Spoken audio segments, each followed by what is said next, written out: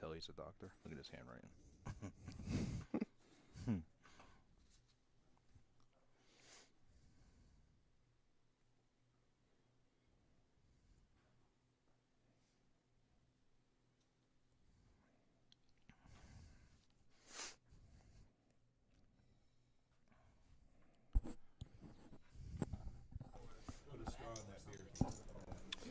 Hello world, and we are back. My name's Kyle Fischel, and today I'm commentating with my good friend Eddie Jerome. And we are live at the Daytona Beach poker room. Good to have you with me, Eddie. We're going to have some 2-5 action here. 1,000 max buy-in. Looks like all of our players have bought in for the max besides Todd, who's doing a fancy 778. He's going to, must be his lucky number. But besides that, looks like we're going to start out with the first hand of the night, and we're going to get it going. Looks like we got a nice mixture of players here tonight. From what I could tell, it looks like we got a few action players and we got a couple snug players, and it should be pretty good.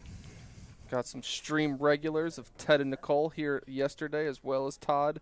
Gonna be trying to make some name for themselves, starting the character building arc of this vlog, of this live stream, seeing if they can't continue some success or battle back if they ran a little poorly the day before. Seat 5, we have Curtis rocking the best shirt ever invented, the official poker shirt.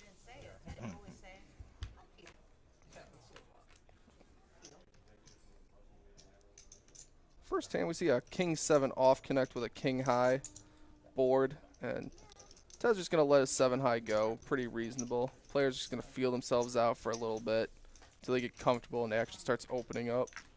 Little raise and take it right there. Pretty easy.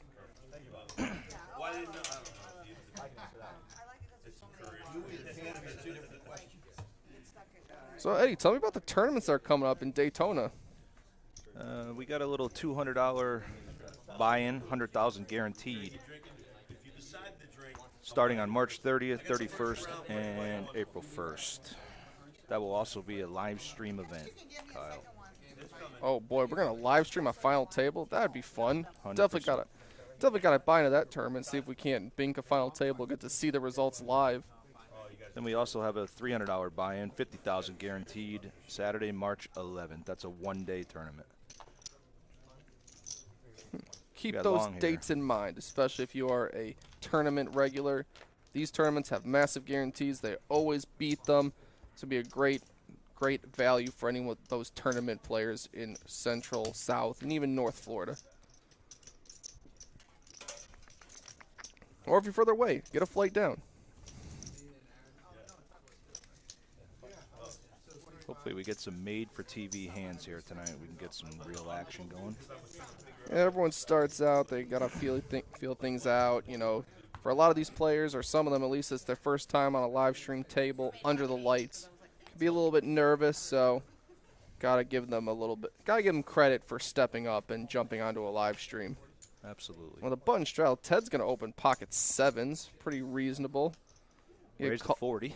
Yeah, it gets called by a 9-7 suited.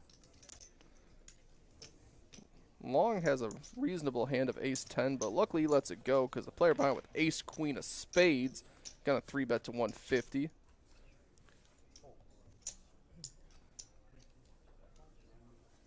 And everyone's just going to give him credit early on. First hand, first 3-bet.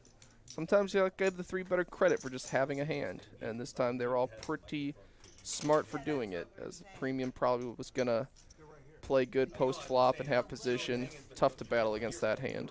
Greg's a pretty snug player, too. He when he opens there, he's getting some respect from these players for sure.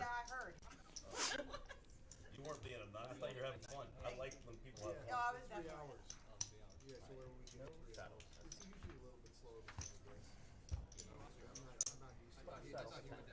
But you can only straddle in the typical spots, right? Under the gun or no Mississippi anywhere.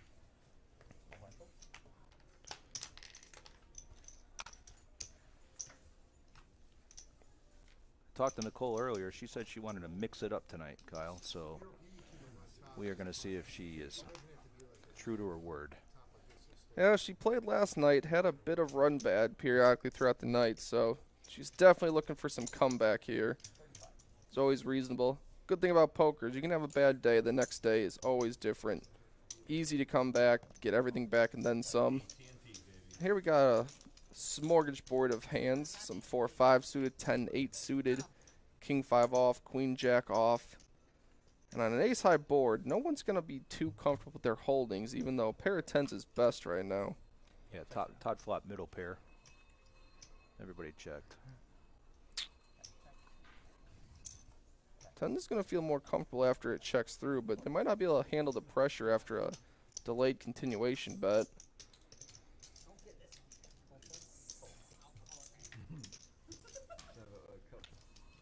And match is going to take a hand down. A gut shot and some aggression is good enough in this game. I would have felt comfortable there if I'm Todd with that 2 and a turn. Yeah, I mean, you can get... unless he's giving him credit for the ace, obviously. I mean, but... Yeah, I mean, your opponent can have what he had, like queen jack. They can have some clubs that are still drawing that you're still ahead of. There's a few things that you're still beating, but I mean, I do. no shame in getting into letting it go, because there's plenty of bad pad river cards that when your opponent continues, really hard to hang on. Oh, I play here, yes.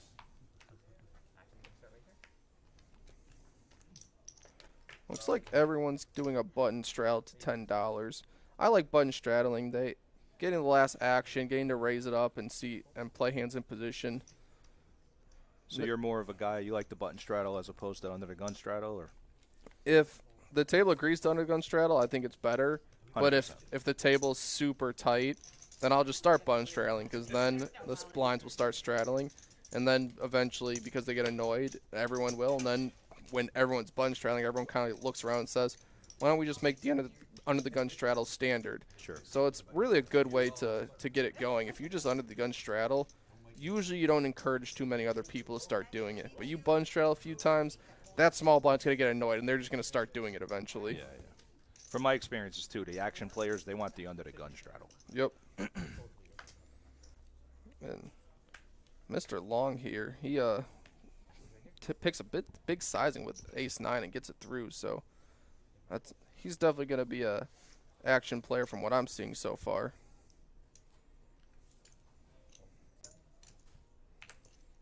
Ted looks down at a pretty suited ace.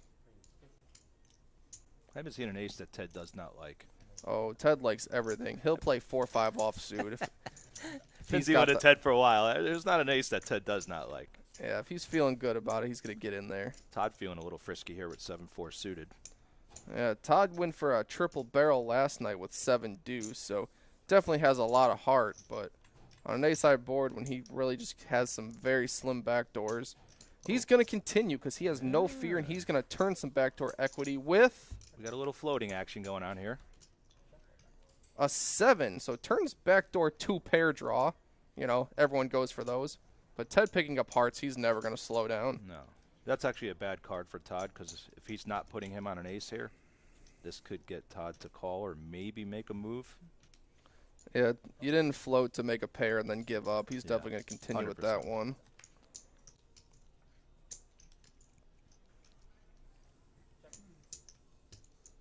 Ted gets a dicey river card. A lot of 2 pairs get there. A lot of straights complete.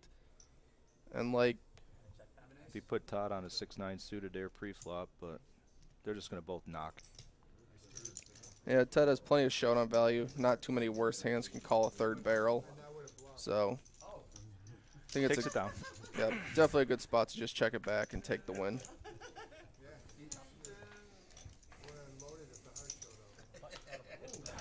So Ted's one of our regulars. He's out of Palm Coast. His occupation is poker professional. I thought he was a pickleball professional player. They said that there is a little pickleball, and he likes to go to Disney World with his girls on his off days of not playing. He runs Ted Pickleball Training Enterprises. Look Really? it up. I did not know that. Oh, yes. He will train anyone for pickleball at the right price. I'm actually starting to play a little pickleball. I didn't know that. There you go. Go for him for lessons. He loves to train people. Nice. All right, Matt's ready to mix it up here a little bit. Yeah, early position, unsuited ace. Definitely wider than standard, but he's just going to take it down. So Matt's getting a lot of respect so far, especially when he's got like 33% VPIP right now, 33%, actually 42 after that hand is in the books. So he's playing a lot of hands, but not reaching showdown at all, which is getting him a pretty good image developing.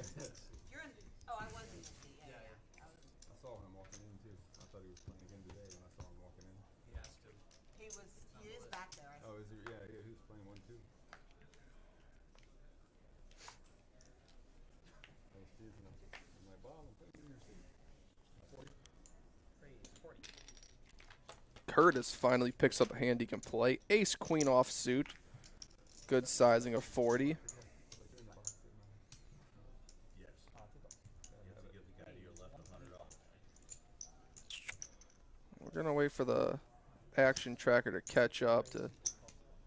Looks like we got a 3-bet there from Todd. Yeah, Curtis gets a call before Todd makes it what looks like 125.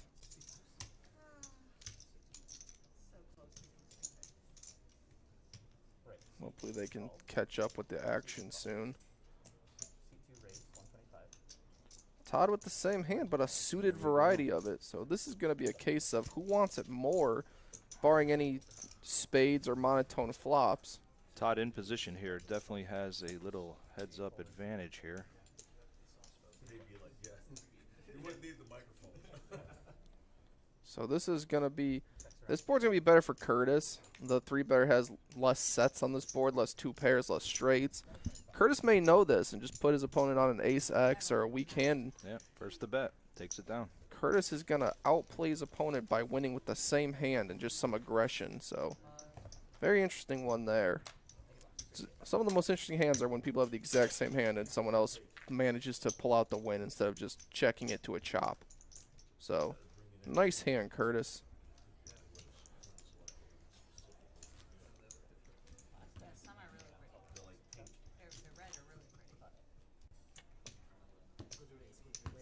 No Aaron tonight, I see in the game. Yeah, I don't know what happened to him. He was the most action yesterday, played well, ran well. He was the one that was willing to do triple barrel bluffs, and you got to take notes of that if you're going to play in tables. You know, does someone have the ability to bluff? And eventually he used that image to get paid off, you know, when he had it. But right now we got Raise to Marcos 45. raising very early position with ace-queen offsuit. Going to get called by an ace-jack. Nicole told me she's glad that Aaron isn't here tonight. He got her like 3 times last night. Yeah, he did run pretty good against Nicole specifically.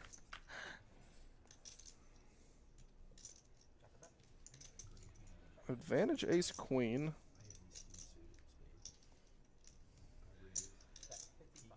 He's going to continue for 55.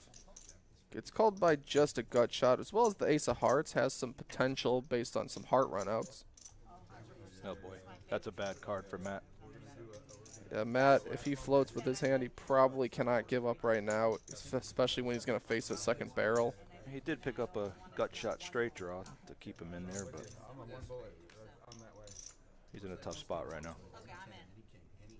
Oh, that's a bad card too for him. Yeah, he feels a lot better about his hand. He's only losing to ace-king specifically, ace-queen, ace-10. That hand's gonna get him. No, oh, yeah. Wow. But he's gonna just fold. He's gonna find the fold button on a difficult board. Could give his opponent credit for missing hearts, which makes it harder. Having the ace of hearts makes it a little easier.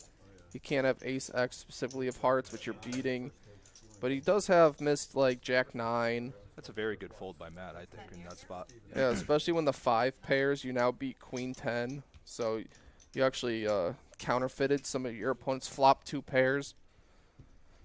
But not too many people can bet all 3 streets without actually having it. So, oh, got a close-up with Nicole. Whoa. Whoa. She's coming to play. Hey now.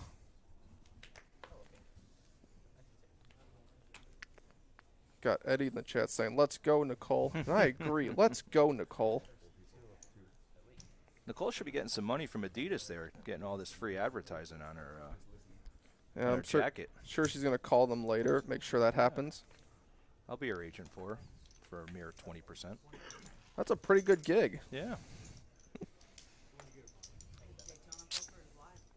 All right, we got Long mixing it up here with Matt. Matt's been in a lot of hands so far. Yep, sporting a 44% VPIP, almost every other hand he's playing. And this one he's going to flop top pair. He's versing a flush draw, and Long's been pretty aggressive, so I don't see him slowing down with a flush draw. No. We're going to get some action on his hand for sure.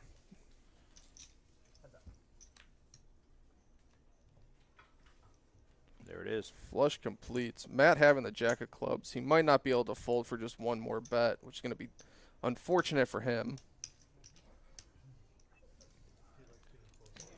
Long's going to go out for about $80 right here. Yeah, it does about 2/3, 3/4. Somewhat big bet size. I think he's doing it because he would do it with an ace of clubs only, and Matt's thinking that his jack could be live some of the time. But that's a pretty bad river card for Jack 10 specifically. Have no two pairs. You only have one club. You do block some straights, but I'm not sure you're worried about that much on this board, the way the hand played out. Long right here is just trying to size a number here that he can get paid on. He wants to get some value out of him. He overbets the pot. Making it look like a bluff. Yep, he's trying to rep. I just have a single club and missed.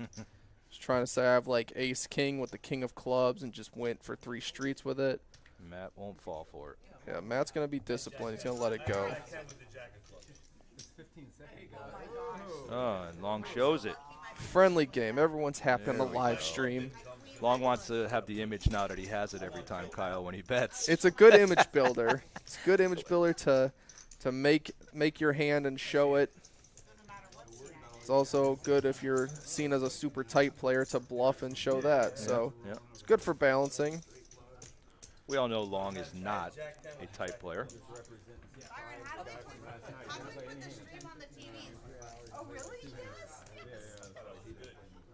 Long is originally from China, and he is a student currently.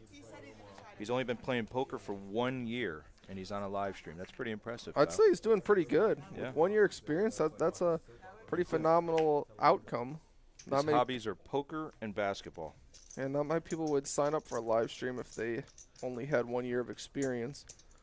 So I'm guessing he's a Linsanity fan. If I had to guess, he's in that age range where he was probably a Linsanity guy. Possibly. He's definitely an ace-9 of spades fan as he raises it up again to a pretty large sizing. Here comes Matt along for the ride again. Yep. We got a rematch. Fortunately, his spades are dominated. Oh, boy. Spade in the window, but no one connects. This board's going to be better for Long. He's going to have the ace-kings, pocket kings, Long's queen just gonna jack. yeah, he's just going to take it down again. Button's going to be pretty wide there, just defending their straddle, not 3-betting. So you can rule out a lot of hands there.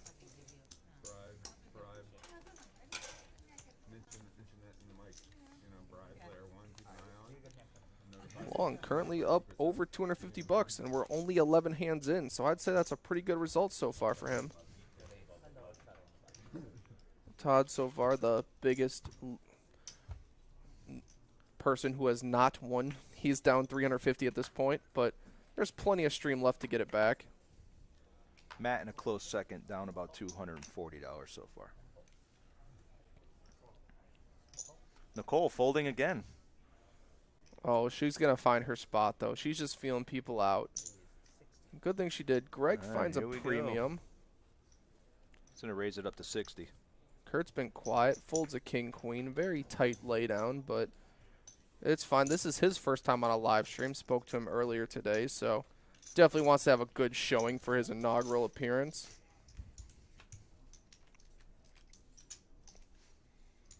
Heads up to the flop. There's always an ace out there. Jack's very hard to keep an overpair.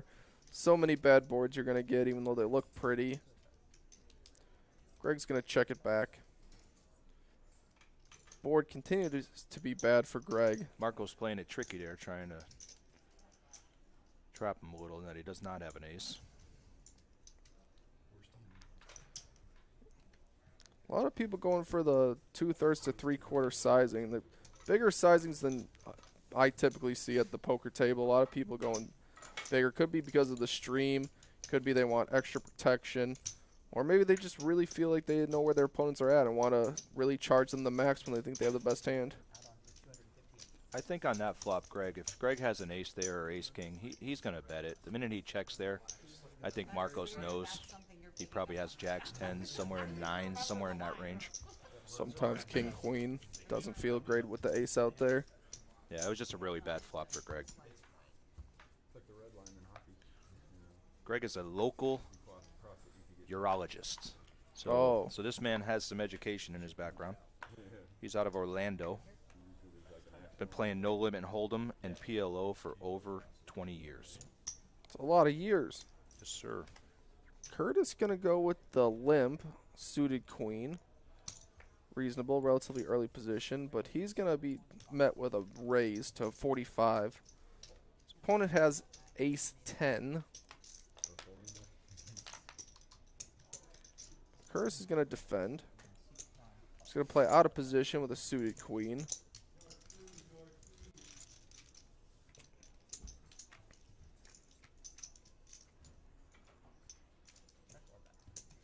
But he catches a queen.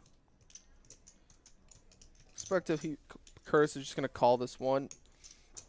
No reason to raise. You're only getting called by better. See what your opponent wants to do on the turn.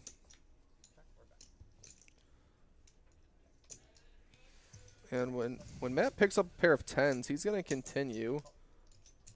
But Curtis isn't going anywhere. He thinks his queen is good. Quick call by Curtis there. Just a 5 on the river, nothing dangerous. Very safe run out, and Curtis is going to lead at this. Wow, he gets Matt to fold.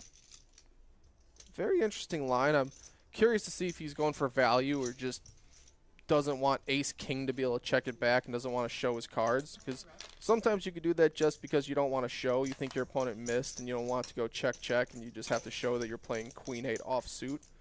But either way, he gets the win on that one, and he gets actually bet versus a hand that could theoretically call with a 10 with an ace kicker. So very interesting move. We got some nice comments coming up on the stream chat. Everybody just wants to chime in. We got Eddie Balderramos here, already stealing by trying to be a manager for Nicole with Adidas. Oh, I'm already there, buddy. Forget about it. Got no chance. She's gonna have a lot of managers going forward. Nicole is a dog mom, and also she has a son who just went into the Navy.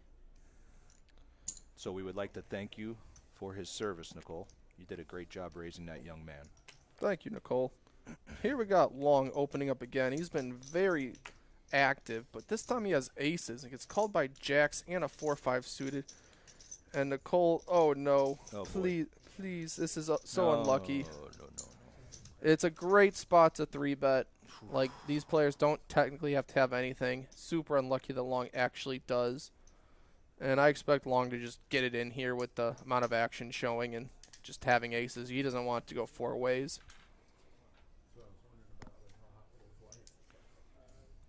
Greg's in a tough spot here, but I mean a disciplined fold here. He's definitely going to lay down here.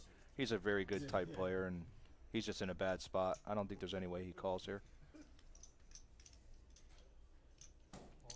And Long's taking his time. He wants to think about sizing. But he is just going to go all in. I like that move the best. You've been pretty wild, pretty active, and now it looks like you just have an ace-high hand trying to isolate, maybe queens, maybe jacks. You don't always just give this play credit for aces. This time it does happen to be that, so that's why it's a good move. And it puts Greg in a weird spot because really that was a great call by you, Kyle. There was no way Long wasn't jamming here. He doesn't want to go to this flop with 4 people. He wants the 5-4 suited, the 8-9 suited. He wants those hands out of there. Yeah. And Greg just in a miserable spot. I guess 3-bet and 4-bet. He can't really continue. Nicole, you are in big trouble here, girlfriend.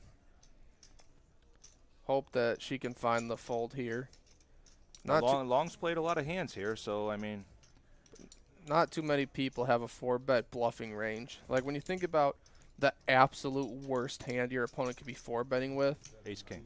does he really even have ace jack ever? Probably not. So Very disciplined fold, and again, long shows Yep. that he has the nuts every hand. he is definitely building an image for himself of not being a loose player, just always having it. Not for nothing, right there by him. I don't know. I don't show there. I don't think, Kyle. Do you show there? I want Nicole thinking. I want her. I want her doubting herself. He just made her feel really well with her laydown. Depending on what you have. I probably wouldn't show at a regular table. It's a live stream, so she'll get to see it again anyway in a bit. So I think it matters a little bit less in this She's already environment. reaching. I think she's reaching for chips here. I think she's going to reload. Yep, topping up a bit.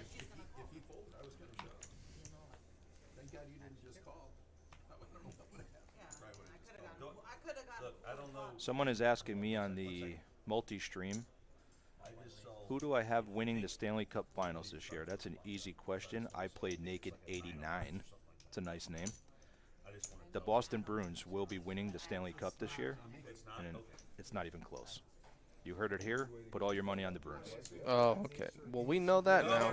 And by the way, Daytona Beach Poker Room, they own the Bruins. If anyone doesn't know that out there, Delaware North, They really do. who me and you are employed by, Kyle, they own the Boston Bruins. That's super interesting. I never would have guessed that. TD North Garden. Well, Greg looks down at pocket jacks for the third time. Can Oh, third and time- Nicole wakes up with one again, and she's just frustrated. She just gets it in. Yep. Not even a thought process there. She just literally made a face when she saw her hand. I would almost pick up a tell there, Kyle. Like, it was almost the same hand she just had. Did you see her reaction there? It was almost like, oh, I got ace king or ace queen again, and I just getting it in. But this is a better spot because you're never really expecting to run into a bad hand 2 hands in a row. And when you do this jam, you look somewhat like you are tilting, which is good. Like, if you're going to have a strong hand, you're just going to rip it. You would hope your opponent thinks you're a little bit weaker. But she's going to need some help. It's only Yeah, not a 2 good- 10s so far. Not a good flop for Nicole at all. She really needs to boink a turn or a river here. Ooh, king for Nicole. Great turn. Greg's in trouble. She takes it down. Looks like they're going to run it twice, though. Nicole gets the first one, though. Is there anyone here that refuses to ever go twice? I'll do whatever everybody else wants. Cocktails? Yes, I'm in. Emergency. Some 3/4 possibilities if the board runs out with a straight. That's about his only. But And he's down to 2 outs. Nicole needs a 3 ace or king. It's going to be a chop pot. There it is. That's the best I can ever do. Do you always run it twice, Kyle? When you're playing in a bigger game, do you like to run it twice, or are you a run once guy? I'm an always 2 times kind of guy. Like, no matter what, get aces all in pre, I'll run it twice. You know, no matter what. I don't really like running it once just because. I don't mind running it twice. Heads up, but multi-way. I'm only running it once multi-way. I was at a game one time where 5 players got 1K in, all like 5-way all in pre, five ways, and we ran it twice. I didn't think they'd let us when it was 5 ways, but I had ace king, and I won one board and had like 3/4 of the next board because only a smaller stack won the second board. Nice, So nice. that was fun. But yeah, I'm always fine to run it twice. I don't want a bad hand to get a free bink on me. Greg limps in here for 10. We got a raise. Matt mixing it up, raises to 25. Oh, Nicole just wakes up with another Yep. hand. Nicole, Ace, king, and aces back to back. Let's go. A little heater here for Nicole. Nicole's turn for aces. No one's going to believe her raising 3 hands in a row. 3-betting 3 hands in a row, people are just going to say there's no way she has it every time. Possible she gets played back at. Likely she gets a call by ace 6. Matt's definitely mixing it up with her here. There we go. There's the call. The drinkers. Nicole's in a great spot, in position. Marco's getting caught in a lot. He's getting caught in the middle. Marco's folding a lot of hands here where he's getting caught into 3 bets. Yeah, that's why In wild games, you really have to have a 3-bet or fold kind of strategy. If everyone else is doing it, you Well, can't call and get squeezed out. Nicole has the ace of spades here, so I mean it's just a great board for her. Oh, I get stacked for sure. Well, you still Yeah, nice well, hand. I'm getting stacked. There's no way I'm holding up against her. Decent board, and she Just just takes it c-bets, down. takes it down.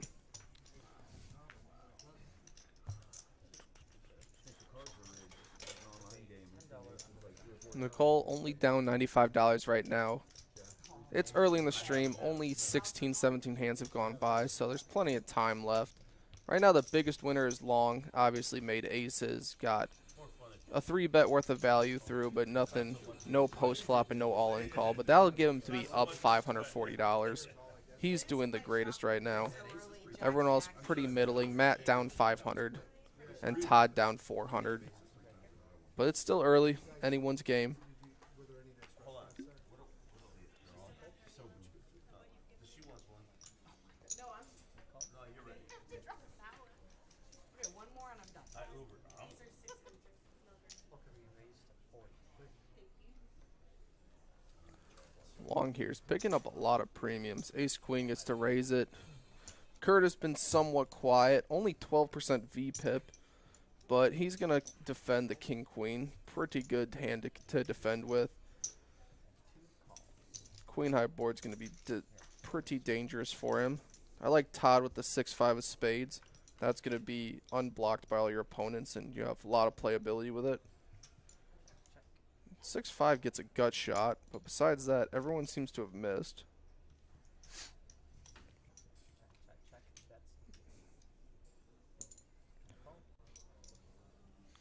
Curtis not going to give up on the King Queen. He does have the King of Clubs, so there are some runouts where he can make moves.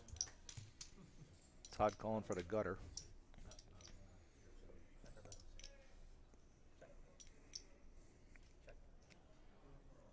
Now Curtis picks up a gut shot with a jack. But Long can't feel comfortable with two people calling him to think his ace high is good, even though it is. And I think this pot was free for anyone to take, but no one decides to pull the trigger. Long might bet anyway, even though he has the best hand. And there he goes. He fires. Just at that point, hoping that he can get like 6s, 7s, 8s, smaller pocket pairs to fold. Never really getting a 10 or 9 to fold, but there are some hands that you would like to get out of there. Long playing very, very solid so far. He extends his lead up $774 so far in the stream.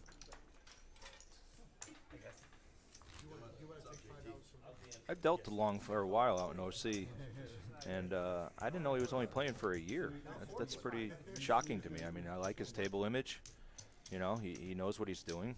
I thought he was playing much longer than 1 year.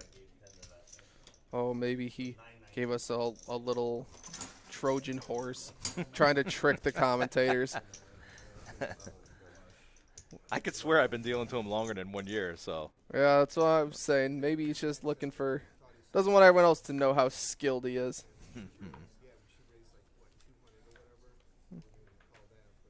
Was one a heart? Was it a heart though? Or was I just? Yeah, you were right. Yeah, but it was 10 of hearts. Here we go, Todd mixing it up again with the 8-5 offsuit. Great to see people playing wider hands, getting in there.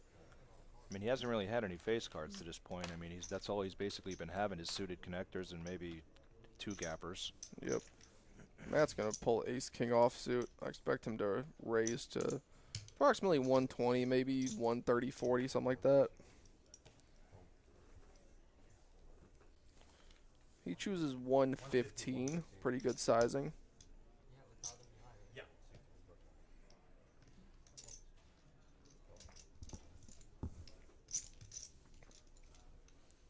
Get a defense from the 7-5 diamonds.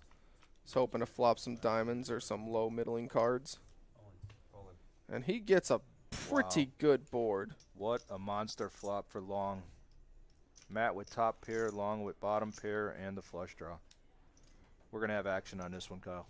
I mean, Matt just snap jammed, which is a huge, huge overbet. Jesus. And I'd say against a standard sizing, you're pretty happy to just get it in with Long's hand, but this might be the only avenue he gets away from it from. I agree. Like, your opponent's kind of saying that they have ace 10 and they don't want diamonds to come through. Totally scared of the board.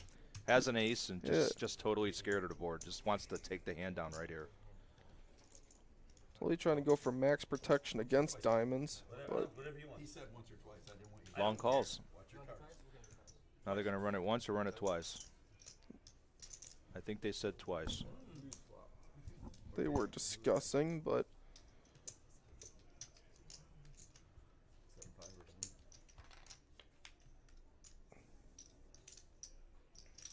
no help to Long on the first turn. Pretty good run out for Matt's hand. Yep, he's going to secure the first half. Always feel it goes to win the first half when you're... That's a good card for Matt. Takes away a couple outs, and Matt's going to take down both. He's going to hold. Diamonds are not good in this one. And he gets the full double up with a very, very strong overbet with just ace-king. I mean, I think he calls even if he sees your cards. I wasn't sure. Now, do you like that bet from Matt in that spot? Are you going to do the same exact thing in that spot, or were you...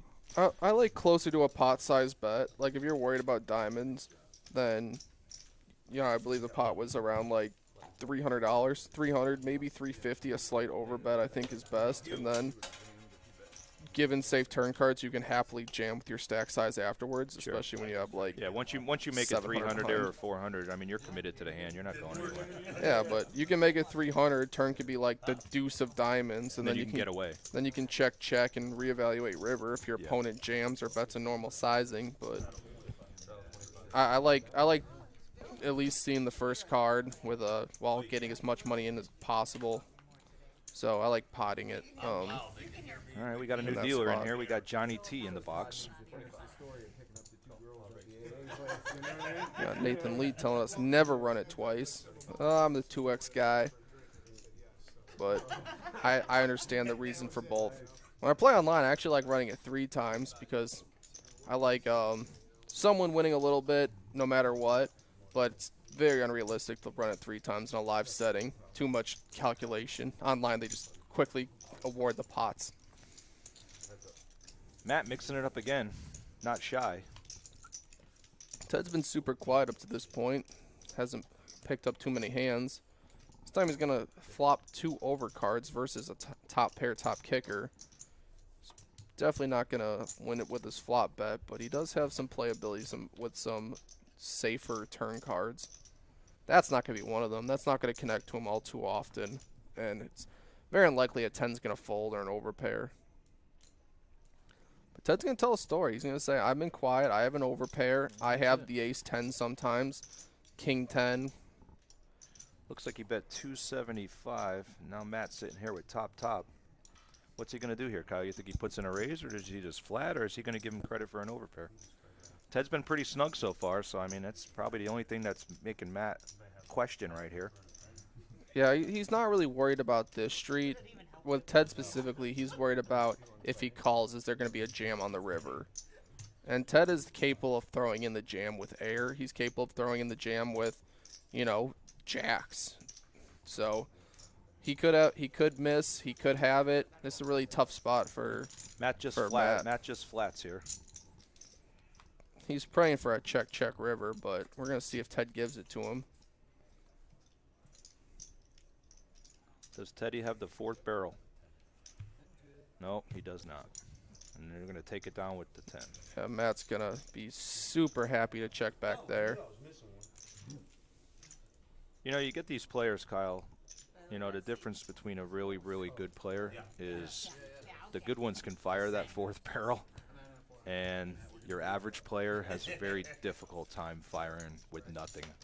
Oh, Ted could definitely fire there. He just assumes that his opponent, has a massive stack. He's currently up $900. Like, sometimes when your opponent's on a heater and they're just feeling themselves, they don't even like think about the money. They just look at their hand and say, "Oh, I have a 10 and I have a bunch of money and I've been running good, so I call." Not understanding what you're repping, what the story you're trying to tell. They're just playing their own hand. Yeah, they're just, I'm up, so if I call, I'll just be even, so it's fine, I call. Like, that happens a lot in, 2-5 and 1-3 and those kind of stakes.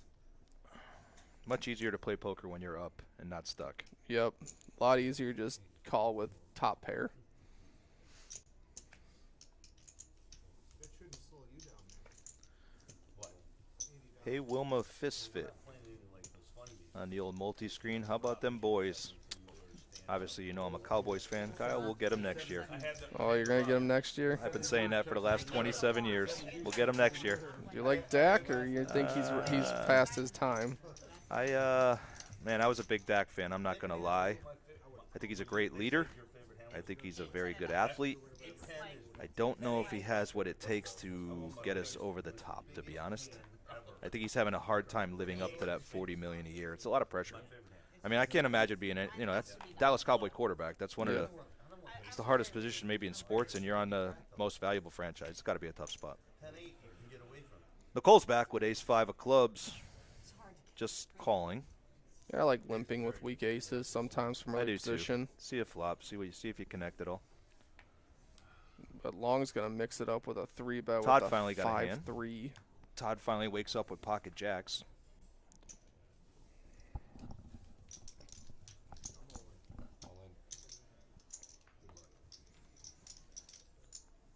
And he's going to find the right time to just rip it. Now you got Long coming off that hand where he just lost. Kyle on how to play that hand. Stack size.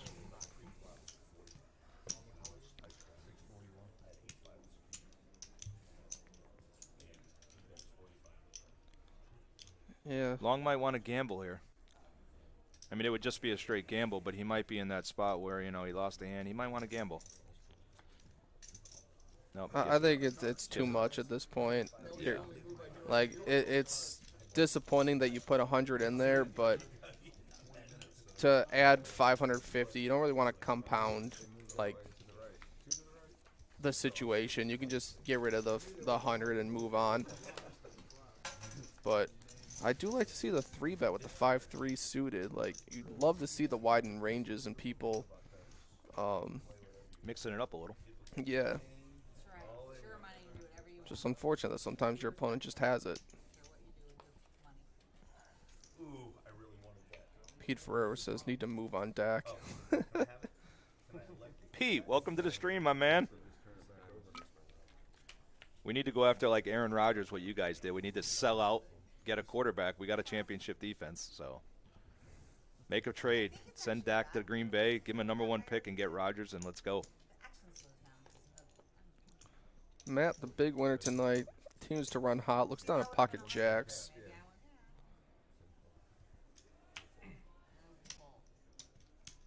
peel. I'll peel. I don't know these terms. Nicole continues to get premium hands into other premium hands. Nothing's ever easy for her tonight. Check. But pretty easy flop. Again, though, this is a hand where Matt can probably get away pretty cheap, and there he goes. I mean, 2 overs. I mean, it's just, Put out by a fire. It is hard to keep an overpair with jacks. it really is.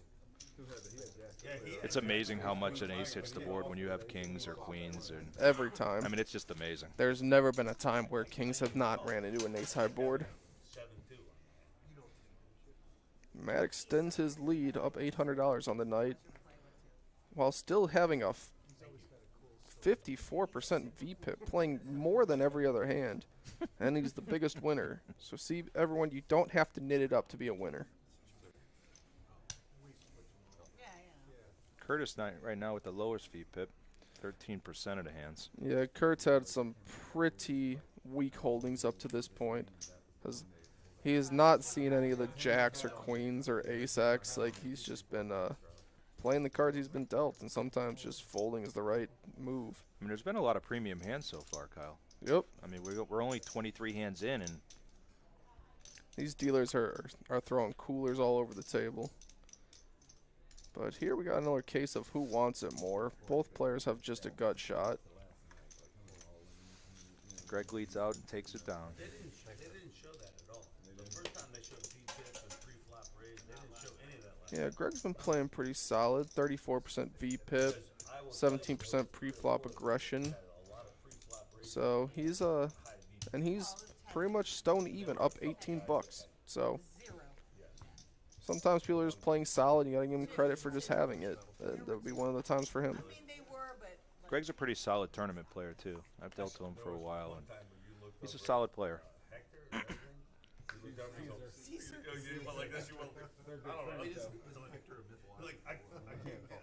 They're good friends. That was nothing but 2-6 off. Pete, we need to get you into this live stream here, man. Get in here. Get some of that bowling money you win. Yeah. Get it out on the felt here. Ted finally finds a strong enough hand to raise. Ace Jack. It makes it 50. Pretty big. Just a button straddle and one limp. He's gonna still 5x it. Greg calls with pocket fours. This would be a better spot for Ted. He has more of the better queens in range than Greg, and Ted knows that. He's gonna keep betting. Greg just flats. I like that play right there. See where you're at. Let's see a turn card and reevaluate. Except there are some counterfeit opportunities for What a fours. bad card. What a bad card for Greg. Now he knows his hand is pretty much done. Ted's pretty happy to take showdown value at this point. All the full houses calling you, but Greg's gonna try to. He's gonna try to steal this one. Leads out with 100. yep. Whoa! Wow. Ted. I guess Ted gives him credit for limping with a queen. I mean, what other hand are you putting him on there? I mean, It's also the fact that like Ted, the only other hand he played, he bet 2 streets and top pair, top kicker was good, and he's versing a player that's relatively tight. So when you put up a C bet, you get called and the board's so dry. You don't really expect them.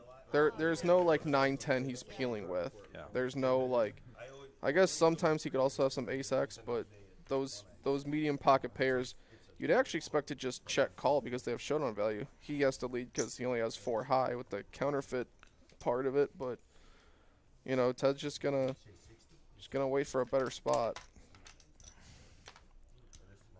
Todd raising to 60 with the old dirty diaper. 2-3 offsuit.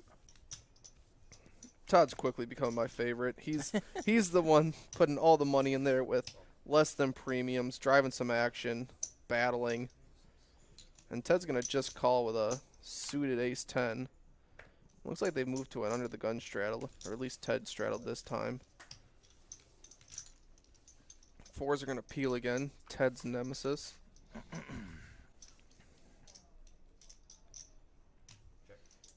There, Nicole binks the flop. Huge The old bottom cooler. set against top pair. I mean, she can't be in a better spot here. This is what you dream about.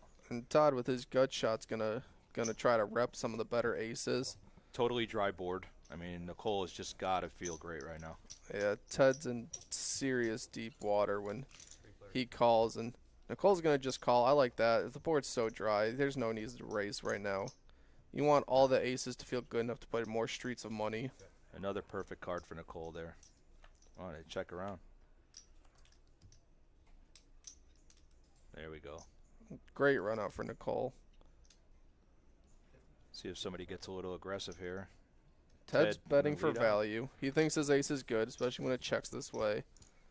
Nicole's gonna show him that it is not good at all. I don't know. I mean, you see how quickly she bet there, Kyle? I don't know if I like the... Well, Ted Nice. announces 50 before he counts out the chips and cuts them out, so she does have like a second or two to Oh, figure it there's a out little delay. before Okay. the Gotcha. camera pans to her. Gotcha. But Ted's going to be disciplined. He's going to just assume that his 10 kicker's no good. And he's against a better ace or for some Nicole reason coming running on jacks. strong. Coming on strong after a slow start. She's profitable now, up $279. Good job, Nicole. The only women represented here at this final table here at this live stream. Gotta love to see it. Love seeing people willing to battle in, you know, treacherous waters, unfamiliar environments. It's always difficult to put yourself out there on a live stream because people are going to watch, friends, family, everyone. They're going to analyze your play and decide how you did. So it's great to see people willing to try and be able to go back later and analyze how they did, how they played.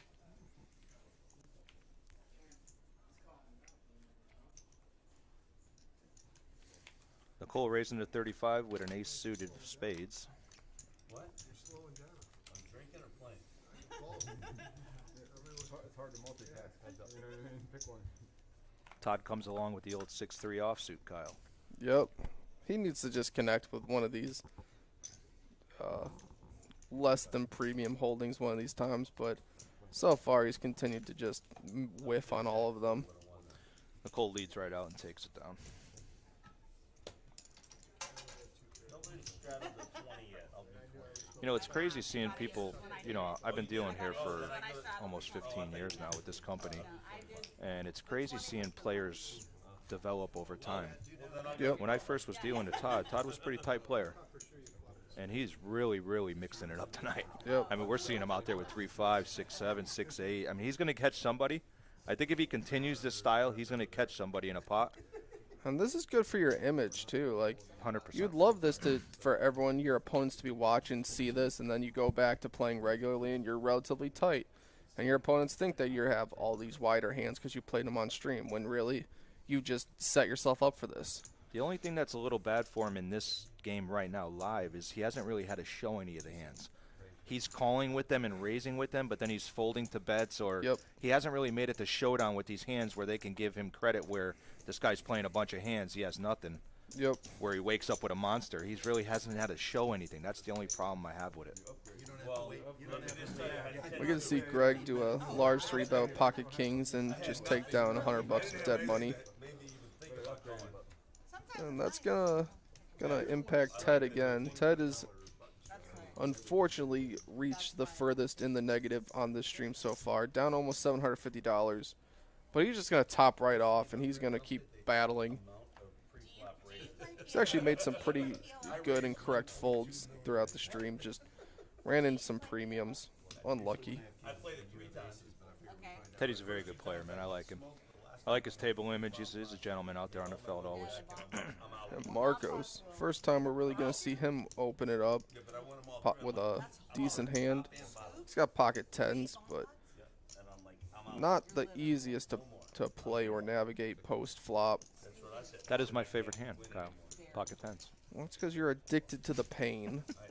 So difficult. It is very difficult. Flop a set or nothing. Yep. Worry about all your up and down and everything. Marcos finds 2 overs to his tens. He chooses not to try to rep the ace. Matt just running good, man. He's running good so far. He's going to check it. So true. That's how you do it. The 2 best words in poker. Yeah. You won. I like the bet now. Everyone else is checked back. You can kind of assume that no one has the strongest of aces. I like so Marcos' hand here, too. He also has the blockers to the straight. So, I mean, he's got 2 tens in his hand. So, I mean,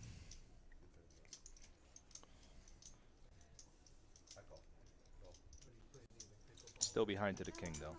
Yep, he's called by just a king. I wonder if the river bet can get that specific holding to fold. Oh. Not anymore. Trip Kings is going to happily call, even possibly raise this bet. Marcos with a quick bet. We're going to get just a call. He doesn't think he's going to get called by worse. So Yeah. his opponent either has an ace, sometimes some missed clubs, and then I don't think he ever expects his opponent to have weaker than a pair of aces when he's betting twice there. Just happened to have one that time. Archie, man, I saw your name on the list. I can't believe you gave up your seat. Get in here. My boy, I would have loved to call your play. Oh, I'm sure he'd be super nice about it too. Oh, yeah. Archie is a full-time realtor in the Orlando area, plays poker to supplement his income. He just had a newborn, a little son, and he is trying to pursue an MMA career on the side. That's Real a lot of nice guy. careers. Yeah, he's a good guy, man. Good dad, good husband, good guy, man. I really like him. Good guy. Get in here, Archie. Next week. Let's go. You did? Yeah, he gave it back to me. He gave it- But I didn't care. Oh, sorry, yeah. Gonna see an open from threes. So far, it doesn't look like anyone had anything to play with, so Can we roll it back and edit? threes can just take a quick That's why you're quick $17. Nothing wrong with that. cheaper. Yeah. Nicole in good spirits after her little rough beginning. Yeah, well, she definitely turned it around pretty good, up $300. Like, that'll help. That's one. What was the second? But she understands that poker's a roller coaster. Sometimes the cards are going to go for you, and sometimes they're just going to bury you. Matt, so far the big winner, up almost a grand.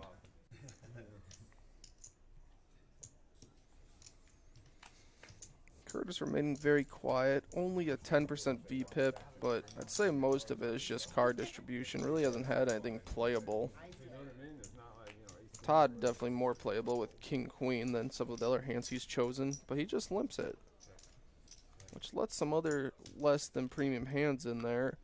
Long picks up a gutter ball. Still, no one really connects in any real way, and it's the reality of poker a lot of the time. A lot of the time, no one's gonna have anything, and it's just who wants it the most. And this time, it's Mr. Long. Takes it down with a 7 high.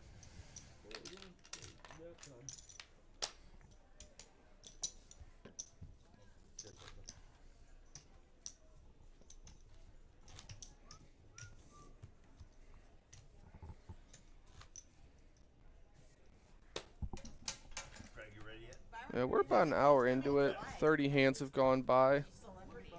And currently the biggest winner is Matt, up $950. And unfortunately for Ted, he is now the most stuck at minus 750. Marcos is down 100. Curtis is up 300. Greg up 200. Long down 3. Todd up 6. No one with a massive difference, but we're still only 30 hands in. There's plenty of more poker to be had here. How many hands are we playing tonight, Kyle? We're playing for about 3 hours. We're about an hour into it. Reverse pineapple. Dealer's doing a good job, averaging 30 hands an hour. It's not bad. That's pretty incredible. Especially seeing as how they have to delay a little bit and they have to slow down for the stream. So And call the action, make sure everything's good. dealers are doing a great job tonight. They are putting out a very large amount of hands, honestly. Well, this is a board where everyone misses. Todd's still playing the 7-deuce game. Just did not connect this one either. Can't wait for him to win a 7-deuce and just show it. It'll be the best. But Matt's going to bet ace 6, and Long's going to call with his ace high. Long picks up a gut shot.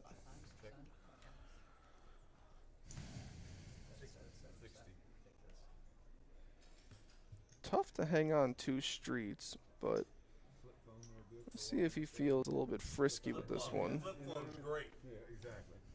Morse code and all that other shit. If I need to Just navigate don't a send sailboat- Todd a text at 10 o'clock at night. Hey, you're done. That's He doesn't look like he wants to give up just yet. Definitely deciding if he wants to make a move or peel and try to connect. Heads up. Being a little stubborn here.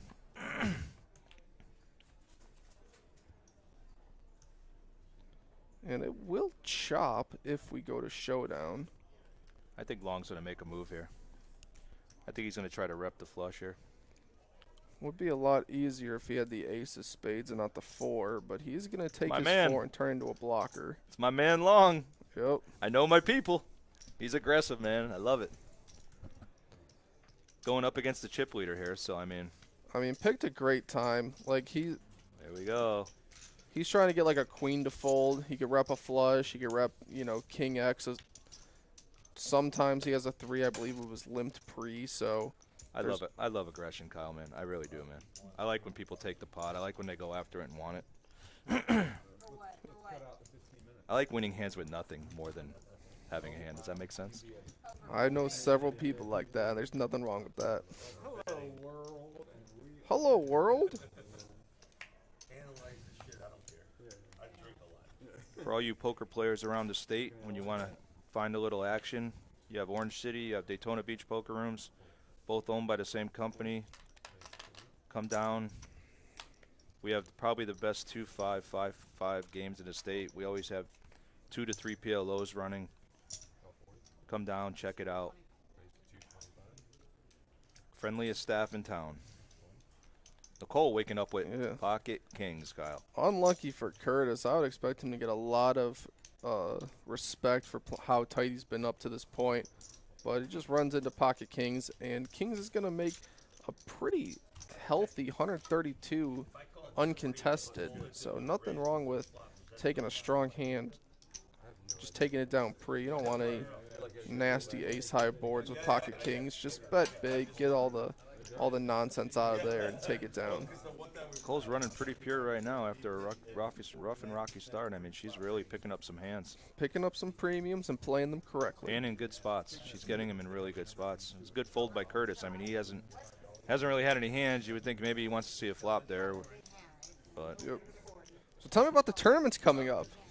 So we got a couple coming up. We got a $300 buy-in Saturday, March 11th.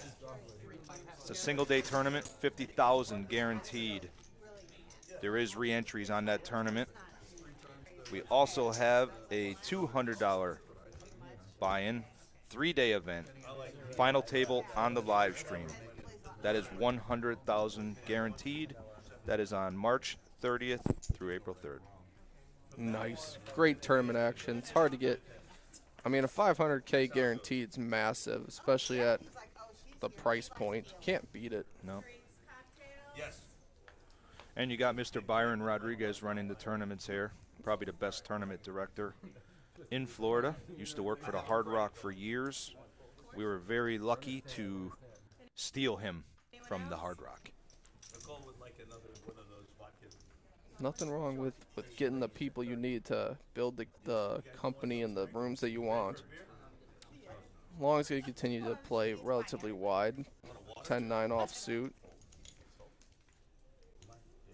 Let's see if Ted has anything he wants to defend with. Jack-6. Ted's pretty famous for playing Jack-6. Raised with it yesterday. Found a nice little float play with it. See if he can make Jack-6 his signature hand.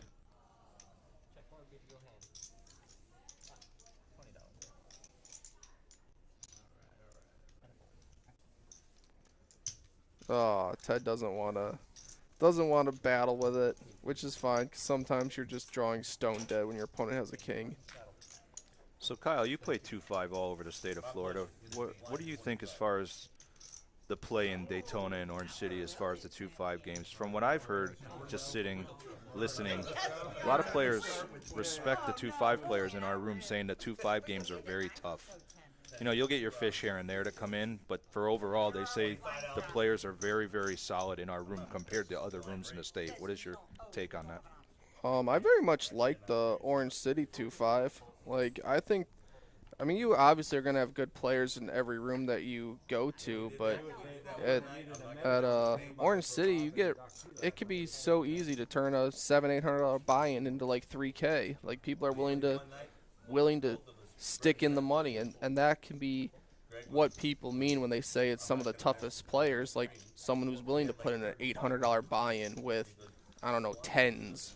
That would be a strong move if you think that it's good, versus like other rooms where, you know, you got a table full of players where it's just only all in with aces, only kings, and you can just, those I'd say are easier because you just know that they always have it. Yeah, you're putting them on a hand. And it's harder when players are more balanced and play wider ranges. So I'd say that could be a reason why people say it, because I've seen people, you know, Ted's a regular. You see him playing a bunch of wild hands, going for 3 barrels.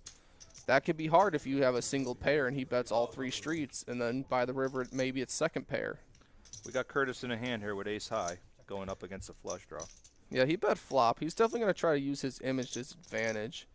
Going to take the free turn card, boy. and it's not going to work out for him as Marcos makes a flush. My man Curtis, this is just not your day so far, my friend. I like Curtis taking a stab. He actually did have the best hand when he put the money in. So it's just Maybe he puts in another bet on a non-club river, just trying to get a weaker jack, weaker queen to fold.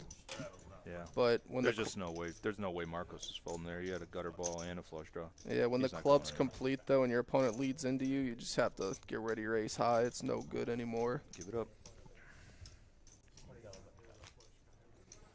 But Did Nicole leave? Is her chip still there? I can't see around Greg's head there. Our chips are there. She might be taking a break. Already. And I've played a lot with Curtis too, and he's one of the similar players. Like he has the ability to just limp jam with weaker pocket pairs. If he thinks that there's enough dead money out there, he'll just put in the $600. And some people would say that's really tough to play against because he could have ace-king. He could have pocket sixes. He could have king-queen suited. If he just sees a spot that he thinks he is likely to get all the folds in, he'll just put the money in and then let the cards run where they will. And that's what's going to decide if you're good. If you're willing to take some risk, if you find a spot, you're willing to take the results, take however it's going to pan out and just go with it and let the results be what they are. Here we got 5 ways, $60 pre, 6 ways. Got the 7-3 on the side.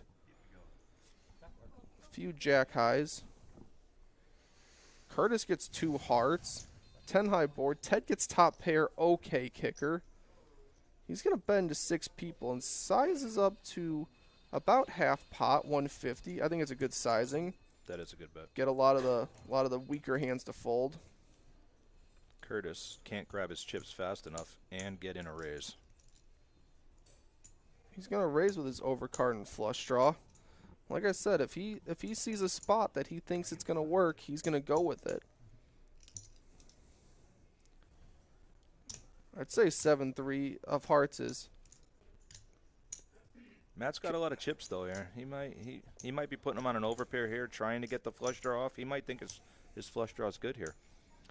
I think versus 2 players, it's harder to think that your flush draw is live. Not saying that Curtis necessarily always has the flush, but Ted could easily just bet here with ace-10 or like ace-jack of hearts or something like that. He went in for a little nerve potion there, little Coors Light. Yep. And it makes him fold. You drink the beer, you're supposed to call. What are we doing here? Ted jams. Let's go. Yep, they're going to get here it we in. go. Sure, they're probably running it twice here, I would imagine. Yep, I believe I heard twice. We're going to see if Curtis can't find some hearts or if Ted can just hold or possibly get some backdoor spades.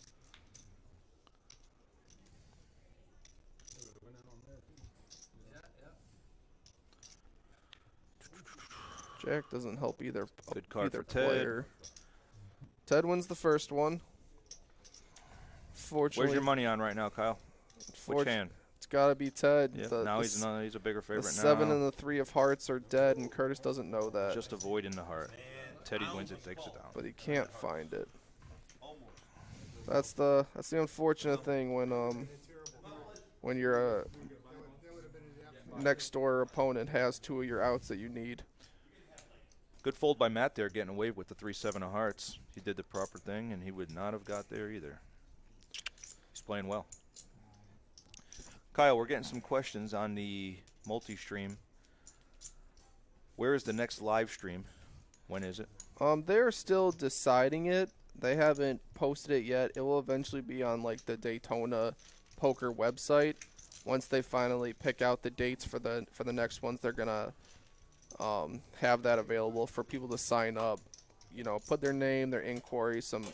Once they have some dates picked out, they're gonna put a link and an email. I believe the email is gonna be the director of the live stream, and you're just gonna send it to him. Your interest, availability, things such as that. You'll be able to sign up in the future. And they'll let you know. They'll let you know on there if it's going to be PLO or Hold'em or what the game is that night for the live stream. Yep. We are doing the stream again tomorrow, but that one has already had players signed up for it. Apart from that, we're gonna release the schedule as soon as we know. Maybe eventually I'll be out there on the felt instead of the booth. We'll see about that. I don't know who this I Play Naked 89 is. If I had a guess, Kyle, I'm thinking it's Bin Lou. You know Bin that used to deal? I do. because he's a degenerate gambler, and he keeps asking me if he should put his bankroll on the Phoenix Suns. And I'm going to say no, bet the Boston Celtics. I see it. Well, all I know is that when I was gonna bet the Super Bowl, my two picks that I was most No, I did not. confident about were No, they were. That's why I said Jalen Hurts anytime touchdown and Jalen Hurts rushing over 58 yards was a lock, too. yeah, and then Travis Kelce anytime touchdown, and they both hit in like the first quarter, and I'm like, that was free money. I had I nailed the game pretty good. I had Philadelphia Eagles first half. I had Chiefs game, Chiefs second half over. So we did all right. Lost the coin toss, of course. Yeah, What a degenerate. Betting the coin toss. you have to. I bet $1 and I won. So I didn't bet the anthem this year or the Gatorade bath, so I'm getting better. what, the color of the Gatorade? Yeah. I believe it was purple this year. Curtis Five gets a weighted to flop. 2-pair. Unfortunately, he runs into Ted again, who gets a better 2-pair. This is some bad run from Curtis into Ted. Curtis just rebought for 800 too, so this could get interesting. Matt with bottom pair. Yeah, Ted's going to waste no time with top two. Plenty of diamond draws get paid by. Sometimes 10-9, 7-8, over pairs. Ted knows his hand's good right now. He's just going to try to get money in as quickly as possible while his hand is somewhat vulnerable. Curtis flats and Matt gets out of the way. So Tony's still banned? Now that might save Curtis some money. Might cause Ted to slow down a little bit. Yeah, I saw the stories. Oh, you and the. It does. Curtis gets a Cool. That's nice. one street of safety. Yeah, I bet. Awesome. Good. Awesome. Curtis gonna rip into him here for 200. Yeah, Ted's probably just going to call this. And yep, 250 was the bet, and he just flats. pretty safe just call. Unlucky Curtis gonna to see the run- bad news here when Ted flips over his 10 jack. Yeah, super unlucky to run 2-pair and a 2-pair right into the same guy the hand after he stacks you. There's going to be some choice words for them on the pickleball court later. You know, when you're playing, Kyle, do you ever get down? Like, let's say you're in Curtis's spot right now. He's on his second buy-in. He's kind of running bad. Then you see a cooler like that. Do you ever mentally give up where you're like, this isn't my night, or are you constantly staying in the moment and saying it's going to turn around? There's plenty of times where I'll just, for pretty much what you said, just kind of give up. Just say, you know what? Today, I'm not going to play my best moving forward. Like, I can just leave and come back tomorrow. There's cut your plenty of losses. days. Yeah. Because I've played enough where I've done the, no, I'm going to get it back. I'm going to keep battling. It's fine. Don't worry about it. And there are plenty of times where I did make it back, and there are other times where I dug deeper. Like, I've had both ways happen, but now I'm just at a point where I'm just like, okay, some hands went the other way. Today's not the day where I'm going to dig myself out. We'll just let it go, you know. If I want a live stream, though, no, I'm going to keep playing. Yeah, like, yeah, I'm for not bailing on a live stream I've signed up for. Yeah. So, Curtis, I'm sure he came planning on putting in a few buy-ins, but it is unfortunate that he played so tight and then got 2-pair into 2-pair. It's disappointing. And then, Todd bets 45 here with top pair, second top kicker. Todd not playing 7-deuce this hand, playing a decent holding. And he gets a pretty bad turn card, but it's not going to slow him down. Marco's not picking up any equity, and his hand getting less ideal is going to let it go. Yeah, Joey Pigtails. Yeah, I have like probably an hour or two left of editing on that vlog, so I might be able to get it done in the next few days. I wanted to have it done before I did this commentary, but you know, sometimes when you're editing poker videos, it takes a bit of time, and you don't want to just rush it out and make it bad. You want to make sure you get some quality out there so that some of the people that enjoy watching it can get something out of it. But it was pretty sick to make a Royal in PLO. It was a fun time. Did you get paid? Oh yeah. Nice. Like, dude, The more he raised flop when I just had a gut shot. You know, I'm really just playing a flush draw. I don't really think a gut shot royal is real. But then I just hit the actual royal flush card. And then I bet small turn. He calls. River, he leads small. And I raise because I have to. He's clearly just block betting, but I can't. I have to just raise. So. But then he folded river because he had a set and I had a royal. So. Yeah. Nothing he could do. Unlucky for me, the board didn't pair. Probably could have got some more money. Long raising it up with queen 9 of diamonds here to 30. Ted wakes up with ace king. Yeah, Ted has found his run good. He's on his heater now. Had a pretty good last 20, 30 minutes of play for him.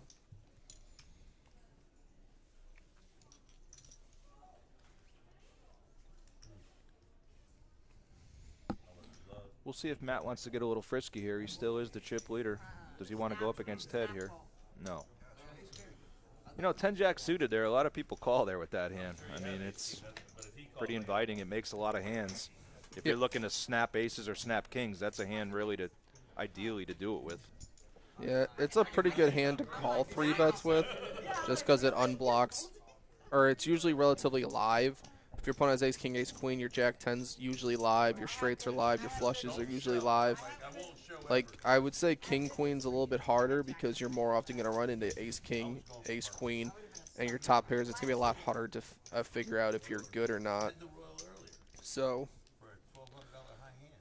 you know, but jack 10, you're versing Ted. He's with Matt specifically. Ted's the only one with a stack that can really hurt you. So there's no reason to get out of line against him specifically right now. You can pick a better opponent in some better spots. And he's going to have position on you, so it's not the greatest. No, I know you. I have a feeling you would. So Matt Harris, our chip leader, is from Wabash, Indiana. His occupation is a farmer. They farm in Wabash? I mean, That's crazy. he has 0 tournament cashes. He has 10 years experience. He loves golf, drinking beer, and drinking more beer. Don't we love drinking beer? It's Hence the the best. Coors Light to his left. It does help. Well, now he's got an ace-8 offsuit. 3 to the flop. And he flops an ace. Could definitely have some kicker concerns, so he's going to turn his hand into a check call for starters. Ted spots the weakness, and he's feeling himself. He's going to bet with some backdoor potential.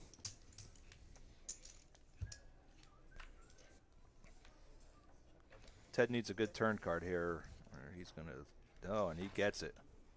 That's going to be one he's probably going to continue with. If he has any 2-barrel bluffs, it's going to be queen 4 of spades. So he definitely wants to put it in here. Then he can pretty happily shut down river or bomb it if his hand completes. That's about a third of the pot. Yeah, because you don't have to bet too big because a 9 is probably definitely going to fold to this bet. Oh. And you want to just kind of, and the ace probably isn't. Matt checked in the dark there.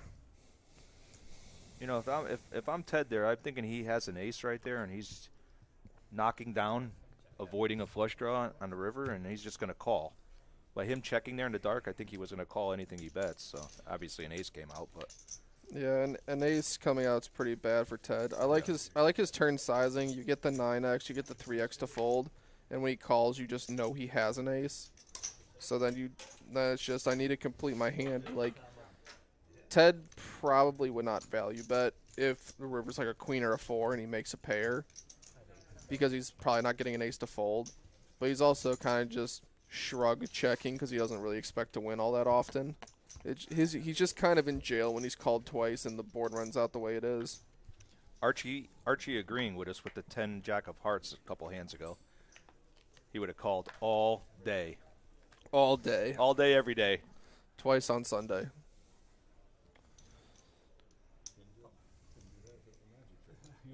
Florida Dad asking who is Pat Riley in the game. I believe he's referring to Todd with the slicked hair. Oh. I wouldn't have gotten that one, so I'm glad my co-commentator's here. I'm your sports guy. Woo! Let's go. I'd like to give a shout out to my boy Philly Phil in Orange City. You know Phil? 6'6", black hair, black goatee, plays 5'5". Big Philadelphia Phillies Yeah, fan. yeah. Or Eagles. Fly, Eagles, fly. I just love the fact that they lost that Super Bowl. Oh. So Sorry, mean. Phil. I love you, buddy, but So mean. as a Cowboy fan, I just cannot root for the Eagles ever. Understandable. Check, So, check. No one really has much of anything.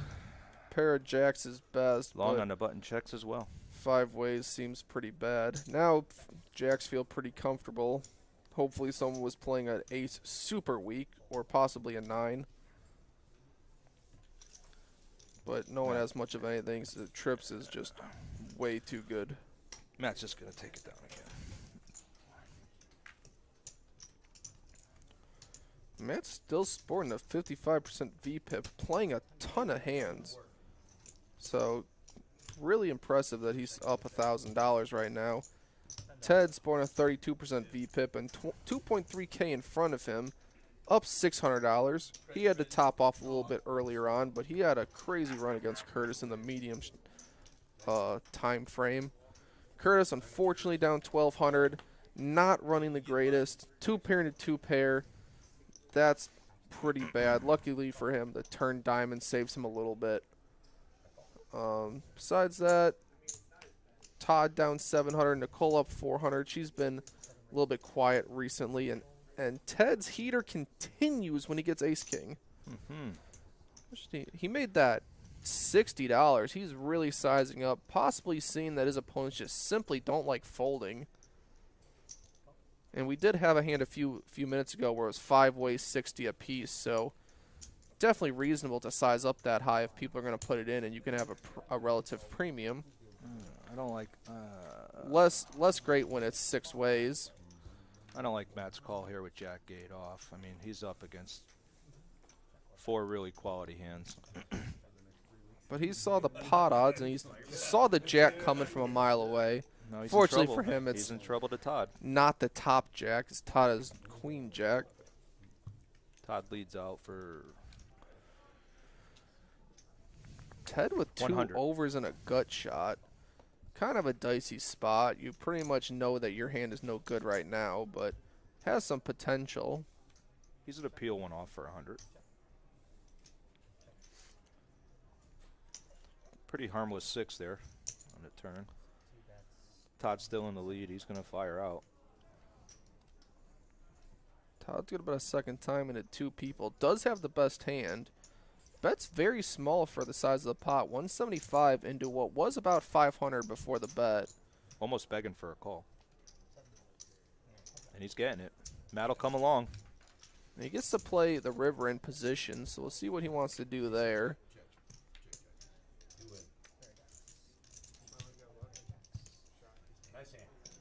I mean, backdoor straight gets there, but he's not putting him on that. He's just going to take it down with the jack. Yeah, 5 Good is kicker. very safe. Very safe card. No real 2 pairs get there. Pretty confidently just check it back because the pot's huge compared to your relative hand strength. So just a pair of jacks and a queen, you're pretty happy to just take the thing. We're saying bring C's back, Kyle. How did Caesar play last night on the live stream? Caesar, he played pretty good. Like, he didn't get out of line all too often. I believe he won a few $100. He was definitely one of the more entertaining people to watch. That's my man. I love Caesar. Love me some Caesar. He's an OC rig. Yeah, and he's pretty good. He once called me down 3 streets with 4th pair and was right. So Caesar did? Gotta give him credit. What a fish. It was one of those where I'm just like, I know it looks like I have a missed flush draw, but you still have 4th pair. Come on, it's 4th. It's not even relevant. Still remember that. It's pretty funny. That's stuck in your head. Yeah. Well, because I don't 3-barrel bluff like ever, and the Yeah. one time I did, I got called by 4th pair. Not even like, oh, he has a set. Like I ran into it. No, I got called by nothing. Caesar, man, you called him down with 4th pair. I mean, you're in Kyle's head. That's true. Rent free. I love it.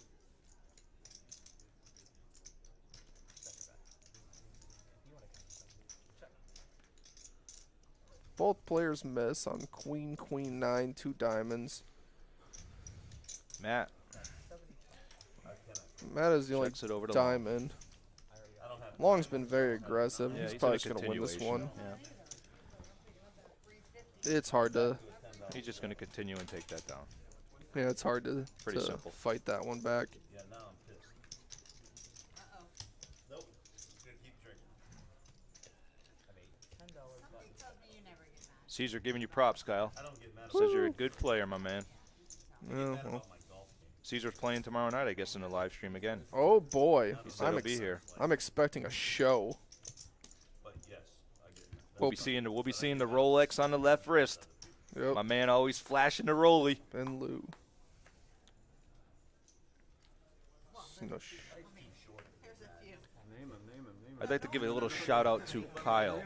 You know Kyle that plays 5-5? Asian Kyle out in Yeah, Kyle Colpus? I always call him the better Kyle at Orange City. Kyle's having a baby. He's having a little boy. I believe March 2nd is Oh, the cheers. I believe March 2nd is the due date. And I just want to give him a shout out, man. I hope everything goes good with you and your wife. You're a quality individual, my friend, and I wish nothing but the best for you and your wife with your firstborn child. Congrats. Going with that, yes. Yeah, I've always had a good time playing with Kyle. He's always talked to me, you know. It's always nice to get to a table where players are willing to, like, chat it up and not just put the headphones down, look down, and accidentally call $400 because they can't hear anything. You know, it's a mess. He's the absolute quickest 2-5-5-5 player I've ever seen in my life. Acting, chips thrown out, everything is just hyper supersonic speed. Yeah, I love that. I always want to see more hands. I typically play pretty quickly. Very rarely do I take more than 5 seconds to think, and that's only if I'm going super thin with something.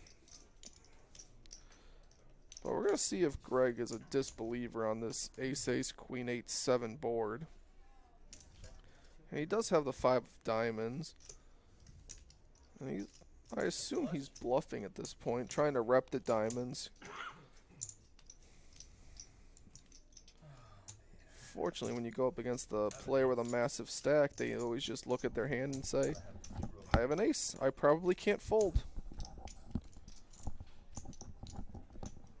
I love you, Greg. Your call. Take it.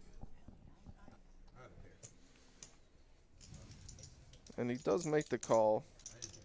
It's hard to fold 3 aces.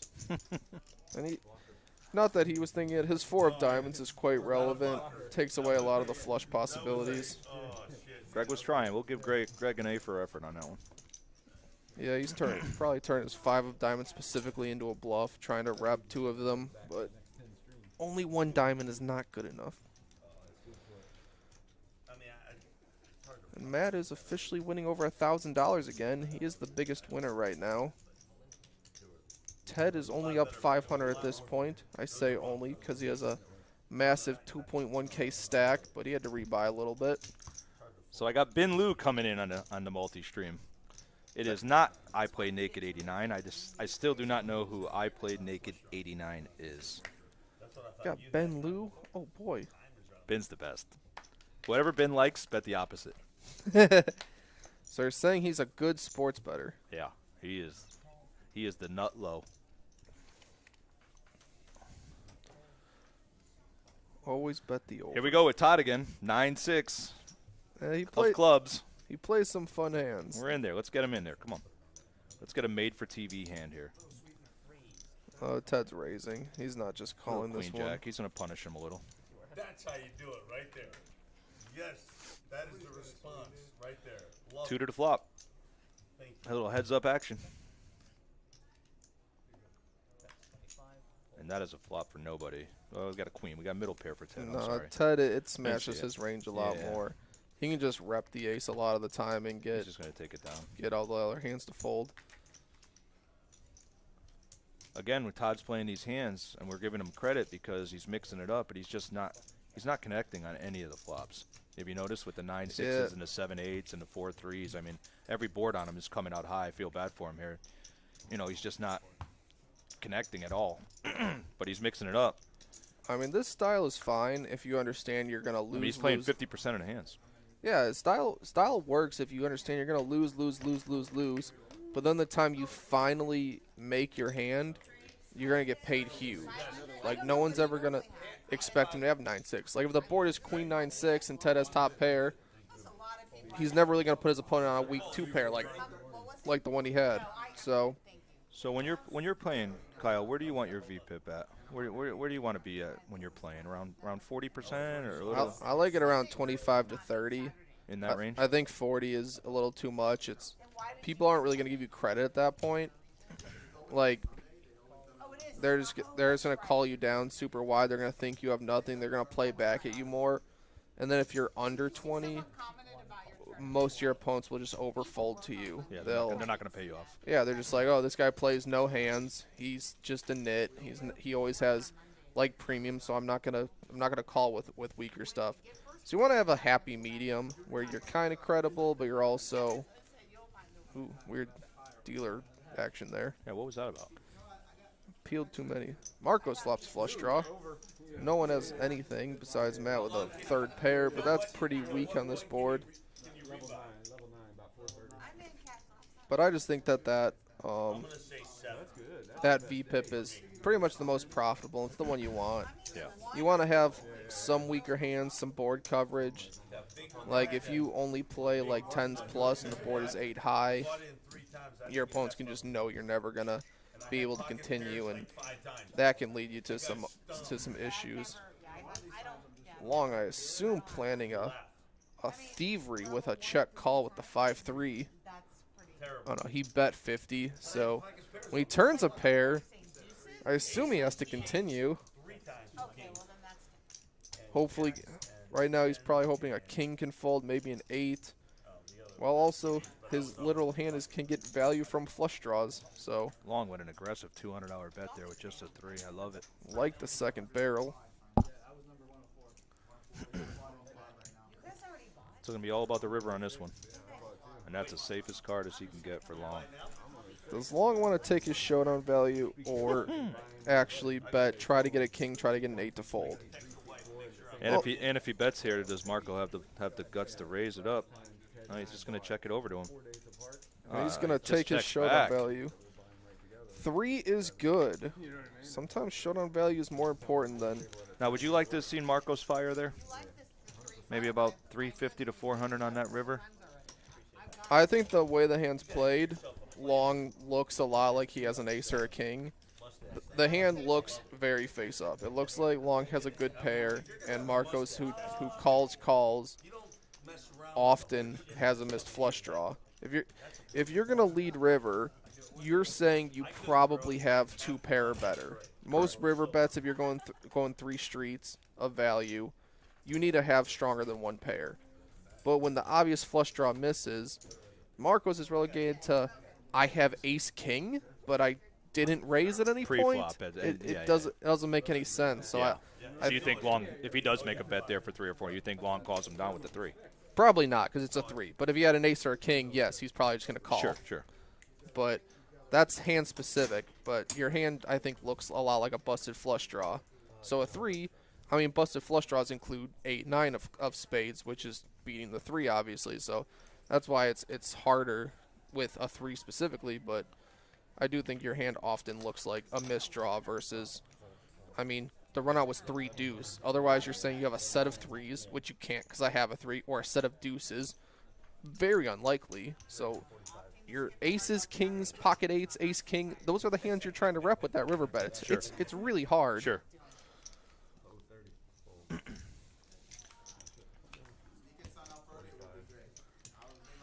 just so afraid that, like, something happens, and what if I can't make it? Then what? All right, we got a small pot here. Refund?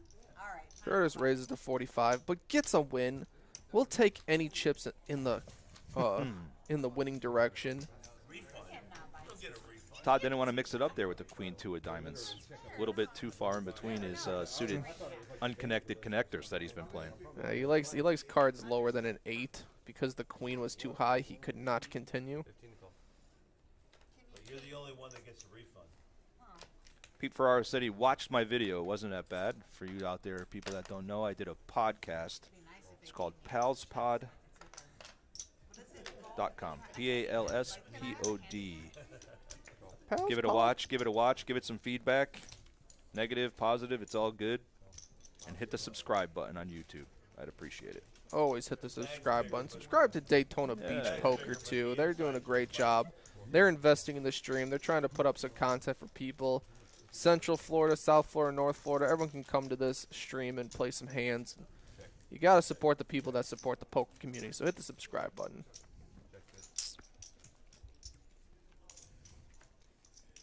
Here we have another board where everyone seems to have missed pretty handily. This could be anyone's for the taking. Yeah, kind of a dumb run out. Yeah. You can't, not even a run out you could relatively bluff at, because the way it checks down, people could just call river when they river at jack. So you can't even bluff river a lot of the time. No. Curtis on the comeback trail. Yeah, he's going to make it back. Come on, Curtis. We're rooting for you, buddy. Only 1,200 more to go. Not impossible. Pretty easy, actually. That's just two hands. Built this thing. Did you guys have an actual contractor? Or did you have a couple dealers put it up? Also wearing the best poker shirt ever made. See that? With a matching Callaway golf hat. Yeah. I don't know if you play golf. All old guys hit Callaway golf clubs. I don't know what it is, man. It's just old guys hit Callaways for some reason. Can't hit the Titleist anymore. I don't know. No, I just get the free ones in the top golf bin. Hold on a second. I just noticed the shirt. Ah, my colleague. Yeah, guaranteed to make you win at poker every other session besides this one. Yeah. This is Besides the televised ones. besides this one. Are you paying him to wear that shirt, sir? No. No? But Greg pulls up. Just aces? Greg has aces. Long as it's just called 7 deuce. It is fun that everyone is kind of playing the 7 deuce without He's going to get no any act. He's gonna actual get no 7 action. deuce. Wins a $100 pot with aces. That's the first hand Greg's played in a while, if I'm not mistaken. So he really is not really going to get much action probably there in that spot. I'd say he got more than was warranted, as no one had anything, and Long put in 40 with a 7 deuce. So I'd say that's pretty good result that your opponent just happened to decide to try to play it.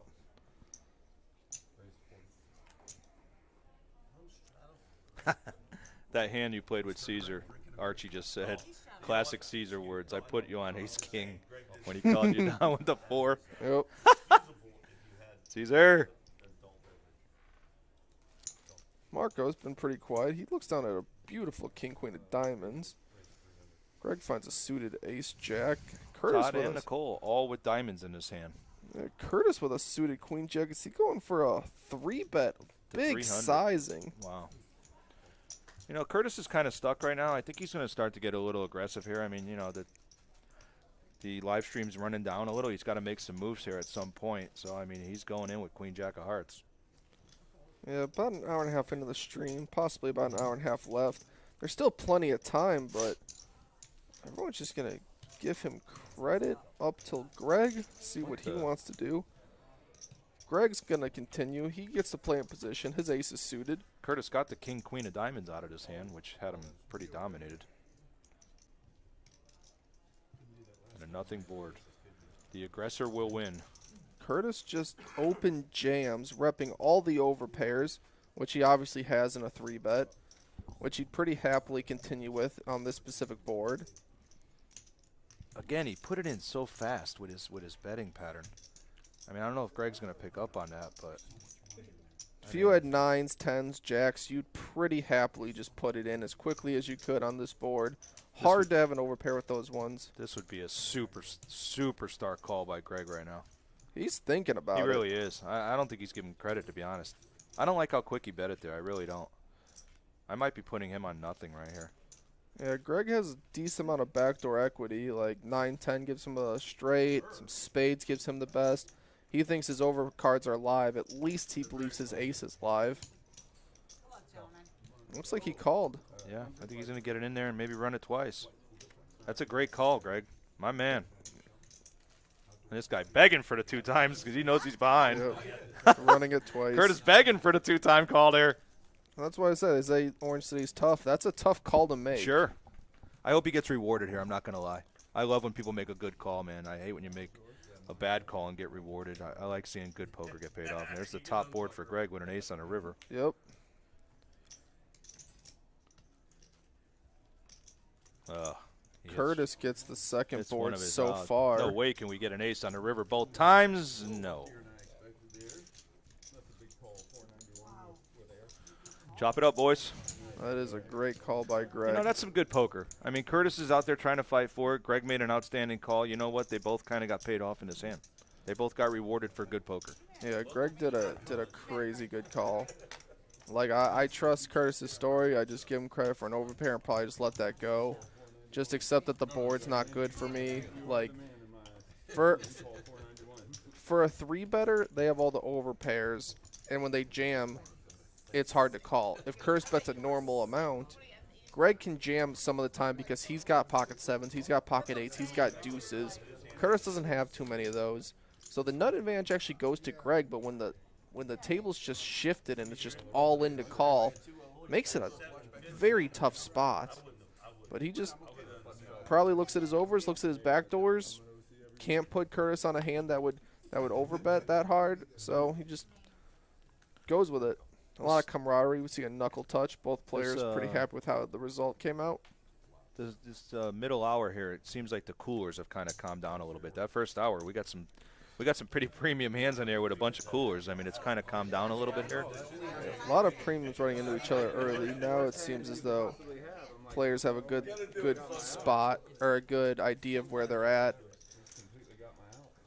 But some of the players who are up are looking like they're protecting their wins. Players that are down are trying to make something happen.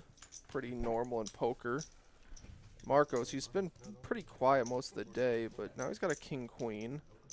Flop misses both players.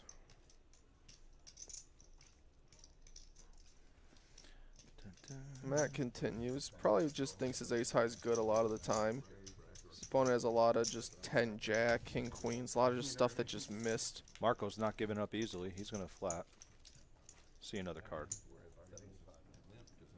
Now ace high feels pretty good. Yeah. Yeah, Marco's going to give it up. Pretty unlikely your opponent has a 6. Pretty bad turn call for Marcus there. I mean, I like the float with the king queen, but I mean, it's just a bad turn. Very bad turn.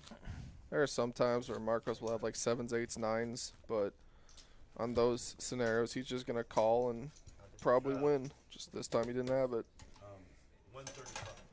Table getting a little light here. 6-handed. Oh, Ted's back. Ted just had to put a tweet. Hey, Mom, I'm playing poker. Did you see that hand? Ted does. He looks like a good, wholesome guy. It was man. my favorite.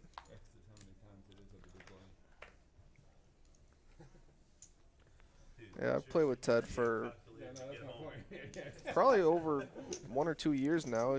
He was in, I believe he said he was in Atlantic City reg, and then he moved to Florida and just picked Orlando to be his spot.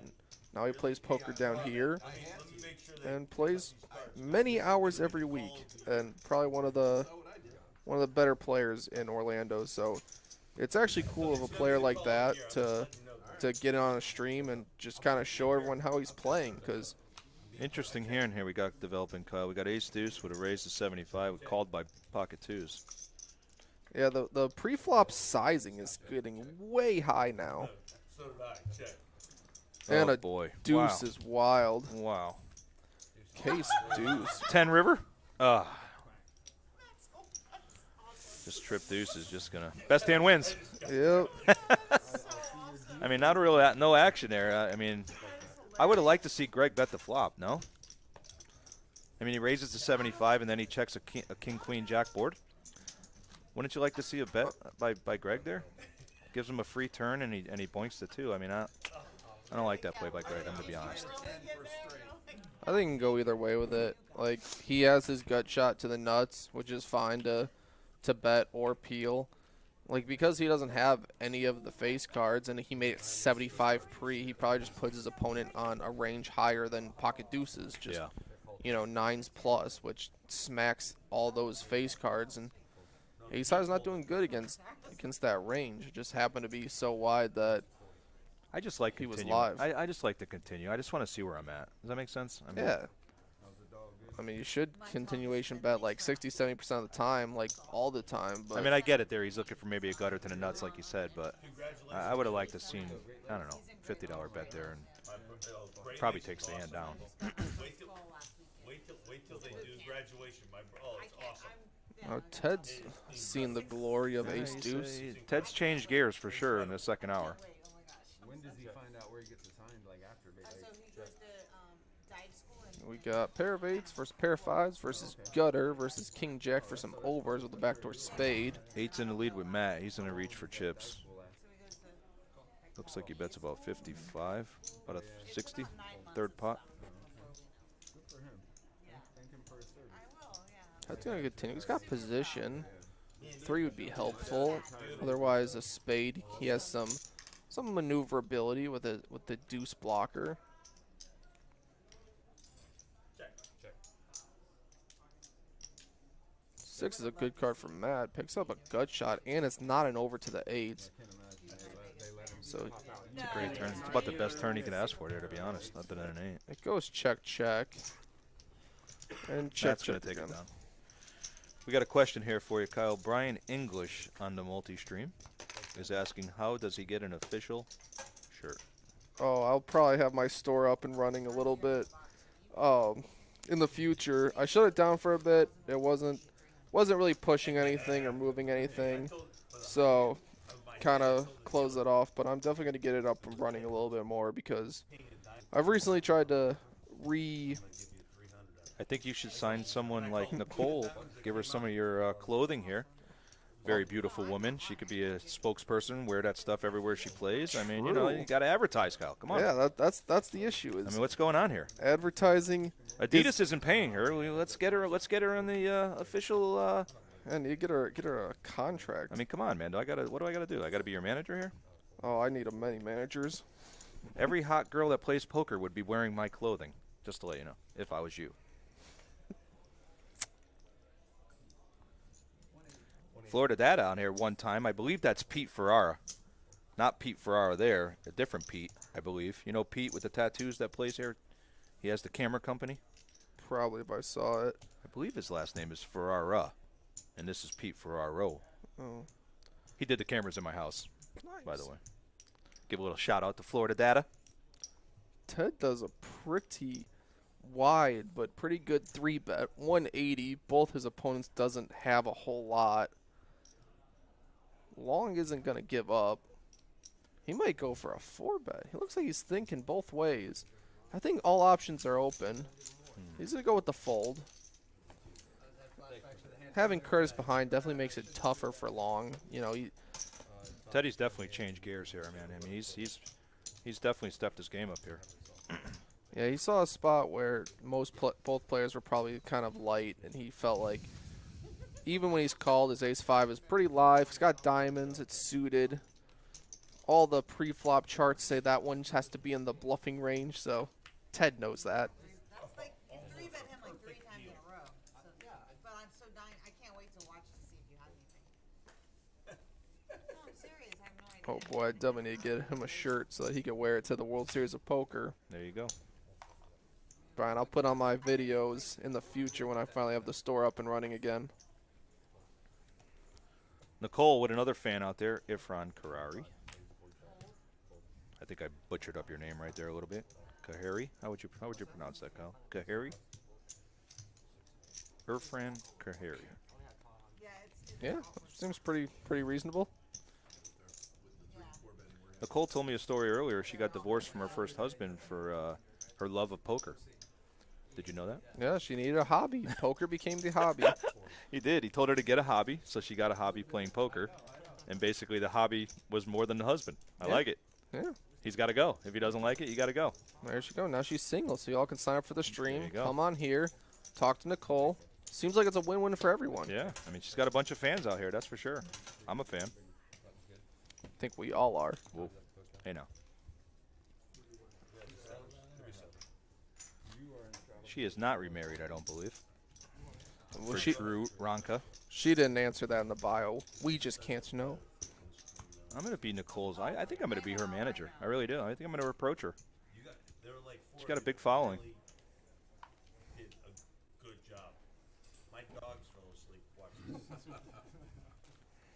I don't think she'll love anybody more than her son or her boxers, though. She loves her dog, I believe, is a boxer. Oh, dogs are the best. We do like dogs. She is a dog lover, that's for sure. All right, let's get a hand here. Can we get a little action here, please? No, it was. Let's mix it up here. No, I know, this is, Matt reaching right when I asked for it. Raises it up. Opens an ace-3 off. You were supposed to fold that, sir. Raise to 30. Ted lets go the ace-5 off. Not suited, so he can't 3-bet it. It's obvious. He's steaming. The wheels are off down there. Todd with the 10-9 suited connectors. And he's going to miss again, I mean, geez, unfortunately. just, I mean, he's gotten some quality hands to snap people with, and he is just not getting. He's just not connecting with any flops at all. Yeah, it's good for him that there weren't more diamonds out there because he'd get in big trouble against the Jack-6 of diamonds. And making a pair of sixes, Long's going to make the call. Matt picks up 4th pair, and that's going to give him the green light to continue. Yeah, it's probably going to cost him a couple bucks here because I don't see Long going anywhere on this hand. I don't think he's giving him credit for a queen here. I know my man Long.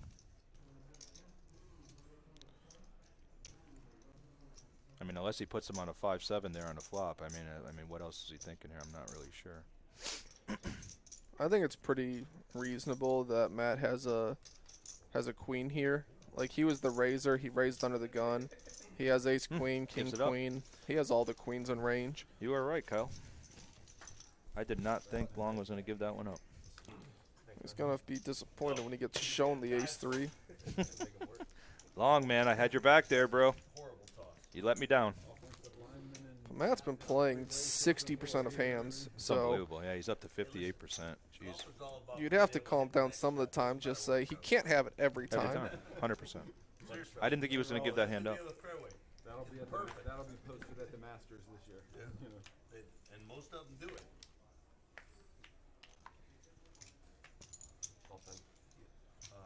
I'll call because I haven't been able to put some chips, cards in. Curtis gonna limp the queen jack off. Another limp with ace-10 off. Until I get yelled at. Nicole with the suited connectors. Love this hand. No, I mean like. you're not allowed. And Very she does raise it up. I was going to say I'd like to see a raise from Nicole here. very pretty hand to make it 50 I with. haven't put my cards in the box yet. There's one card out. I haven't put my cards in the box yet. She's played pretty snug after she went on that little run with the hand. So, I mean, this is a good spot for her to change it up here. They're not going to put her on this hand. Yeah, she's been pretty tight the last 45 minutes or so. You really have no idea you like No it? idea. Now I do. Also, with only a 10% pre-flop raise percentage, you know, you'd have to. And we know Matt's going to give her a call here. I'll check. Yeah, Matt somewhat underrepped his hand. Ace-10's plenty fine to just open. Nicole flops middle pair. Yeah, she can rep all the king X. She continues for a quarter, and we get a quick call from Matt. Matt's gonna just There he is. Just spares his ace on the turn. turn the top pair. And he's not gonna give Nicole credit for a better ace. Have an ace. And it looks like that the river's gonna go check check and the ace is just gonna take it down. Nicole sees the bad news. She got caught up 2 on the turn. I like her continuation bet on the ace turn. The times your opponent peels with a king, you definitely want to just bet, claim that you have the ace. Maybe some weaker kings will just fold, thinking that that's a horrible card. But and this time it's the opposite. He turns the ace and unable to get that one to fold.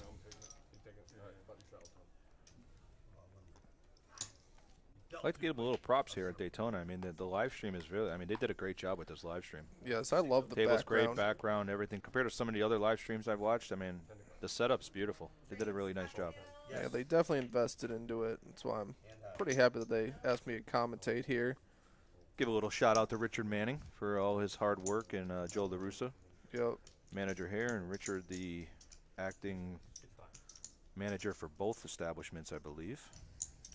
Gotta love that they're investing into the game, the future of it. You know, they want to make this a destination, and you know the only way to do that is to put some money into the infrastructure and really try to get it going somewhere. I also like they put about another 15 tables out in the old Yep. dining room area out there, so they added another 15 tables into the already 60 tables here, so they could handle big events here. Yeah, I have not been to Daytona since I was in college, which was like 2015, 16, 17. I was somewhat disappointed to see the dog track filled in because I was, you know, it was back when we could run dogs, and it was beautiful property, and I always liked watching the dogs run. Kind of sad that it got outlawed in Florida, but you know, nothing really we can do about it. We have to. I mean, it's more for the kids. I mean, when I used to work here, I mean, the kids would come here with their mother. They loved to see the dogs. Yeah. People would come in for the prime brim dinner in the restaurant, and it was a great time. I mean, Yeah, for all families, it was a family atmosphere. And they walk the dogs past everyone. You get to 100%. see them. They're always looking I'm happy. I'm not a big fan of that, man. I get there's a little abuse here and there, but there is like that in anything. I thought those dogs are bred for racing. Yep. I thought that's what they should just let them race. I mean, I don't know why they would take them and just like all these groups and all these activists. It's just getting out of control, to be honest. That's why I liked Florida. Florida had the dog racing all over the place. But No Shamu pretty soon. No more. They can't catch any more killer whales. But the good news is that these existing ones will probably be alive for 50 or 60 years. So I mean, but they can't get any new ones. So I don't know if you knew that. I did not know that. Yeah. That's I mean, that's insane. what's SeaWorld going to be with no killer whales? Oh, they're just gonna breed them in captivity for the next 100 years. We didn't capture any of them. Right. We've had Shamu number 67 forever. There's always a way around laws. We didn't capture it. They captured it. And Yeah. They brought it here. And they just happened to mate. They were in the same pool. I mean, what are we supposed to do? Yeah. And now you want us to kill the calf? I mean, it's not happening. Yeah, that's so mean. Yeah. They shave their heads and all that, and maybe Yeah, I never get to stand on his Hello, Andre. No, that's I don't know what you're saying, but I appreciate you saying it. we'll see him till he walks out and graduates. It's crazy. It's crazy. Yeah, I don't know what he's saying either. English, please. English only. Just like the poker table, Andre. English only. And Brian, I like playing on pretty much any poker table. Always have fun playing. Enjoy it. That's why I chose to devote so much of my time to it. Looks like we have a $20 straddle, which is fun. I like it. Let's step it up here, Matt. Yeah, you can go up to 5x on this table with the straddles. Oh, they are allowing a $50 straddle for the stream? No, up to 25. Just 25 max? Okay. Yep. And now we got 2 ace kings. This is going to be one of those who wants it more. Nicole raises to 100. Todd just calls. He's not feeling about getting it in with Nicole, who's been somewhat tight. So all the kings are out here, so nobody's flopping a king. there is no kings that will come out. But we're going to see if we get a weak unconnected board, how this hand continues. That's what we get. It's who wants it more. Nicole acting first is going to check. Todd checks behind. Neither one have a club. First one that bets here is probably going to win. Fire, Nicole. Fire. I got lucky. I got lucky because I'm pretty sure I had. Oh my god. I had a club. I really did. There we go. Nicole fired away. Yep. Aggression wins. Going to show Todd the same hand. That might put Todd on a little. Swear I really thought I had the Todd finally gets a premium hand, and Nicole outbets him. Nicole claims she believed she had a club. Oh, is that what it was? Yeah. She's doing the ditzy blonde routine here. Thought she mean- had a club in her hand. Story checks out. I mean, Yeah, I mean, she bet kind of value heavy size, not really a bluffing size. And you're getting snapped by higher clubs a lot of the time, so Nicole, if you had blonde hair there, we might believe you, but you know, no, not happening. Can't give it to you. all right, crossing the 2-hour mark, we have Straddle by Ted on the button.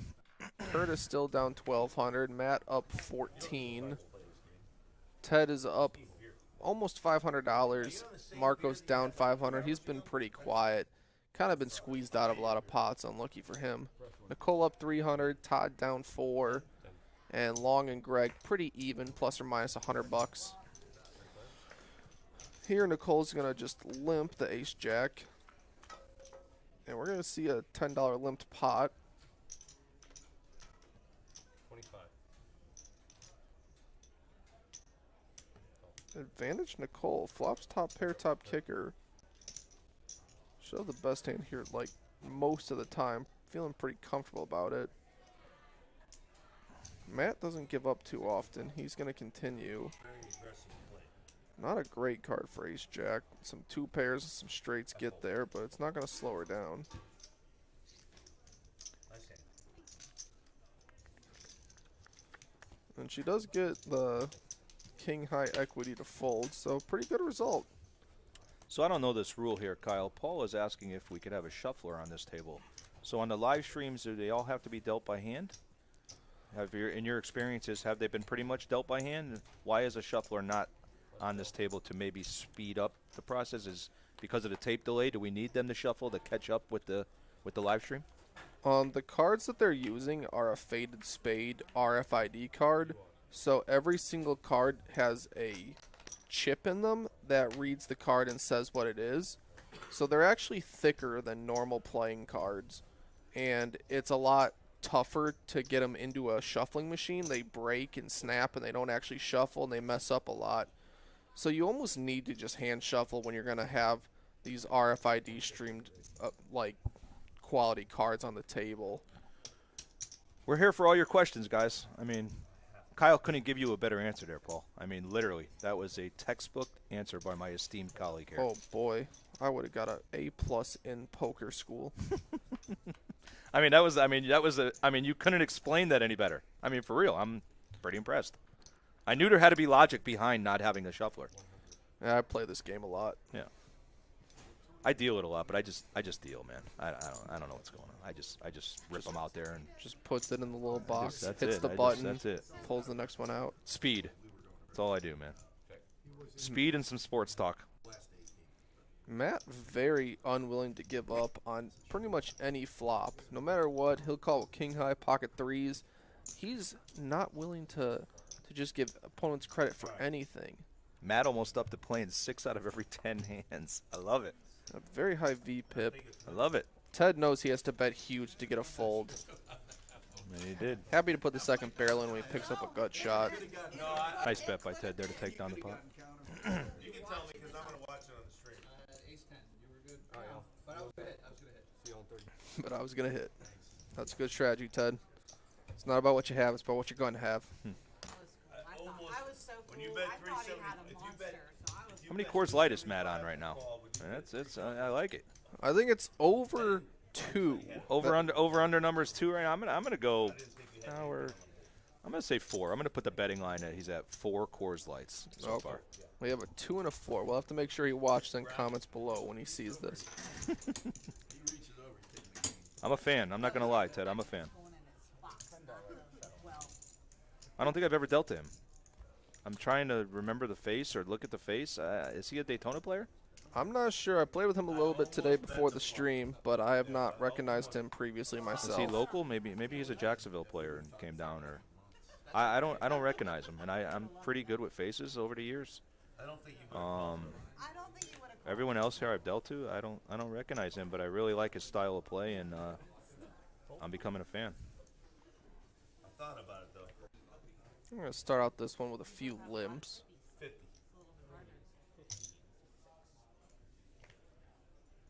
The ghost in seat 5 folds.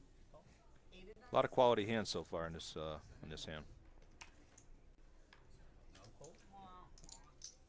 Ted's going to ruin the party with Matt is with a bet raised to 50. Ted's going to just call with 4-3. I mean, does Matt have a fold button? No, never. No. He's trying to sport the 65% VPIP as well as the highest winning at the table. What's the record so far, Kyle, on your streams here? What's the record for the VPIP? It would be this one from here that I've seen. Highest I've ever seen was like 65-70 to still be a winning player. Really? It's not impossible, but you're going to be battling. And you see him, he's going for an $80 bet with middle pair and a gut shot. But ironically, the best hand at this point. Yeah, he's going to take it down. He extends the VPIP, And he extends shows the it. profit. Shows middle pair, shows he has it. He's just not bluffing all the time. I mean, Up 1350 right now. Pretty good result.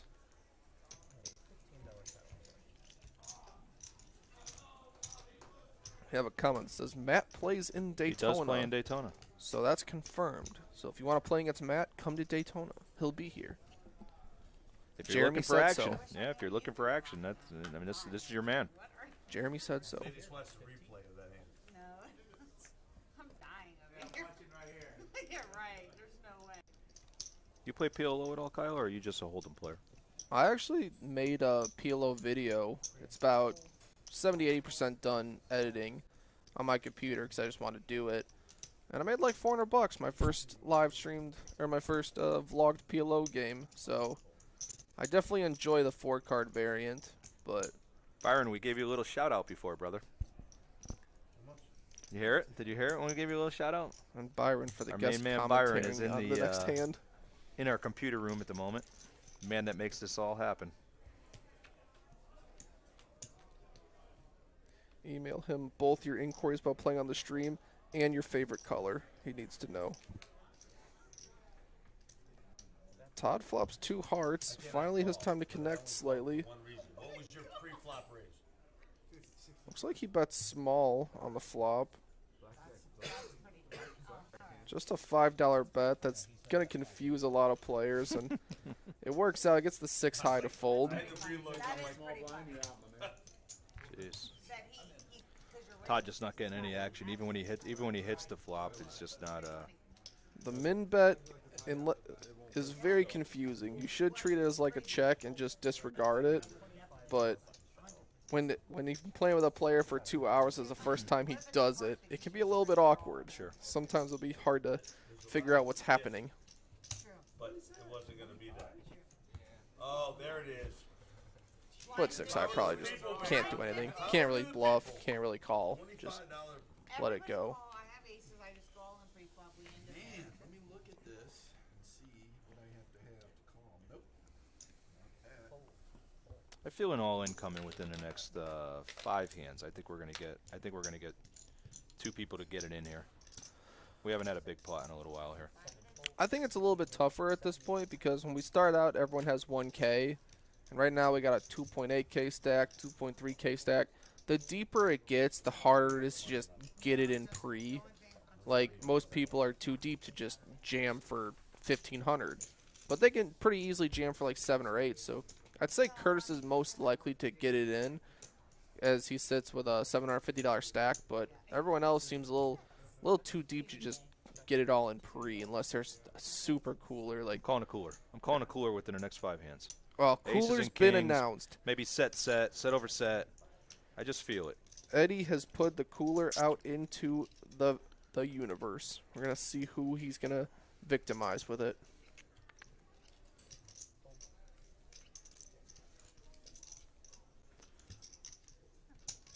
Matt can fold. Yeah, the king high is just not good enough. He has a fold button, Kyle. I would have been impressed if he just calls and wins with king high because That would have been amazing. he's floated a few with just high cards without even like backdoors. So kind of hard to identify what he's what his plan is with some of the hands he's doing. For some of you guys that are just coming on the blog with us, we got 2 tournaments coming up. $200 guarantee, or $200 buy-in, 100,000 guarantee. 3-day event, I'm pretty much in charge of Target, the store Target. March 30th, 31st, 1st, and 2nd. The live stream will be a final table live stream on Monday, April 3rd. That is a $200 buy-in. And we also have a 1-day event, $300 buy-in, Saturday, March 11th, starting at 11:10 a.m. That is a 50,000 guarantee.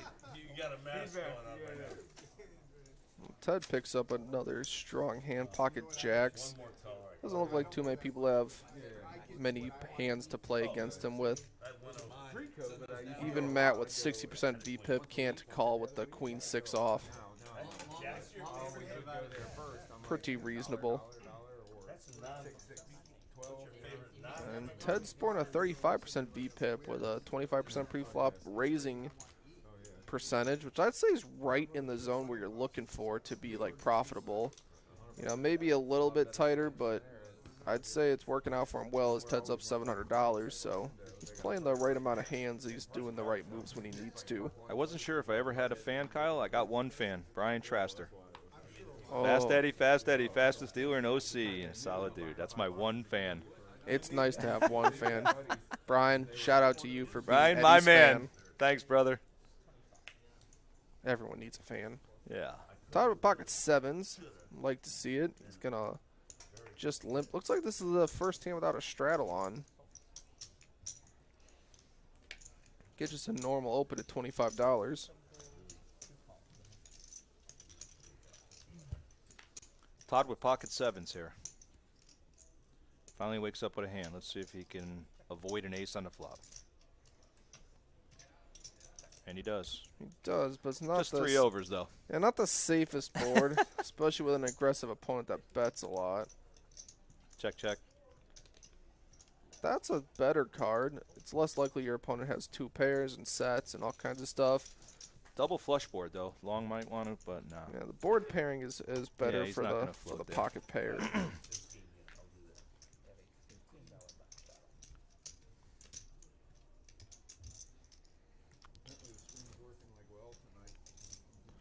Bring a good dealer, please. All the guess- dealers here are good. Yeah, I think this guy's doing a excellent job. Yeah, all our dealers are good. I've never seen this dealer before. He must be a Daytona guy, but he seems pretty solid. It's a lot of extra stuff. You gotta call out every single action. You gotta make sure things are good, and you have to communicate with the people in the back, people to the side who are calling it. Make sure all the cards are scanning. It's a lot of pressure to deal and manage the live stream on the table. I mean, it really is. I mean, people think dealing's easy, Kyle. It really isn't. Everyone thinks they could deal just because they play poker, and then you get them back there, and, you know, you get 18 eyes looking at you, 16 eyes, whatever it is now, 8-handed. You know, you got lights on you, you know, you got the cameras, you know, am I clearing my hands? There's a lot that goes into it that people don't realize.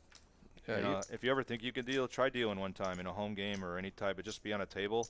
It's not as easy as people think. Oh, I've dealt many times at home games because, Curtis flops the joint Oof. versus top pair and a backdoor flush draw and a pair and a straight draw. He's Curtis gonna gonna go lead up. right out. 115. About half pot, pretty good sizing. Matt's coming along. Yeah, Curtis has a good stack to be able to get it in. Matt's going to call with bottom pair and an open-ended straight draw. 9 would be horrible for Matt. And Long is going to call with top pair and backdoor diamonds. And that Diamond is a for card. long. Yeah, Curtis needs to bet pretty big here. Needs to protect against hearts, needs to protect against goes all in. diamonds. He's Yeah. probably going to get called by long. Curtis but heard you there, Kyle. I mean, and Matt's Matt's thinking about it. He's he open-ended. doesn't want to give his hand up here. I mean, the way Curtis is running, I'm pretty sure a diamond's coming on the river here, Kyle. What do you Oh. think on this? I mean, he's been running pretty bad. I mean, he flops the joint. You know he's probably going to get run down here by something. No, this is his comeback hand. This is it? This is how we bring it back. I'm going to make the call right now. Long calls. They run it twice. Diamond second board. I don't think he's going to get through Matt. It's only 600. He's got the whole 600 in his stack, just has the blacks in his hand. He's thinking his open-ended's good. Curtis could have hearts or diamonds. He's right now deciding if Long's going to continue. He's not even really thinking about Curtis at this point. He's calculating if he has to put in 1K, and he's choosing not to. Basically calling to a chop there. I mean, Matt has to fold there. Yeah. 557. Chance, what's up, buddy? Chance the Rapper. All my fans out there, man. They all call me a mush, bro. Oh, there's the All I do is give winners, and they all call me a mush. chat just loaded a lot of things. He's having trouble keeping up with all our fans, Kyle. I know. Got a lot of comments coming in. We appreciate all of them. Once or twice. Long's gonna make the call.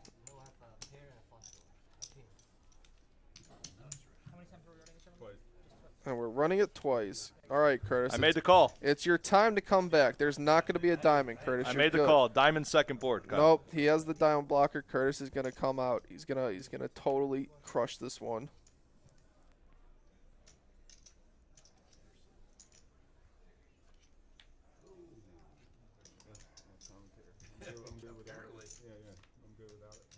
Oh, Oh, no. I made the call. A little off on the board, but are we getting a diamond for the scoop?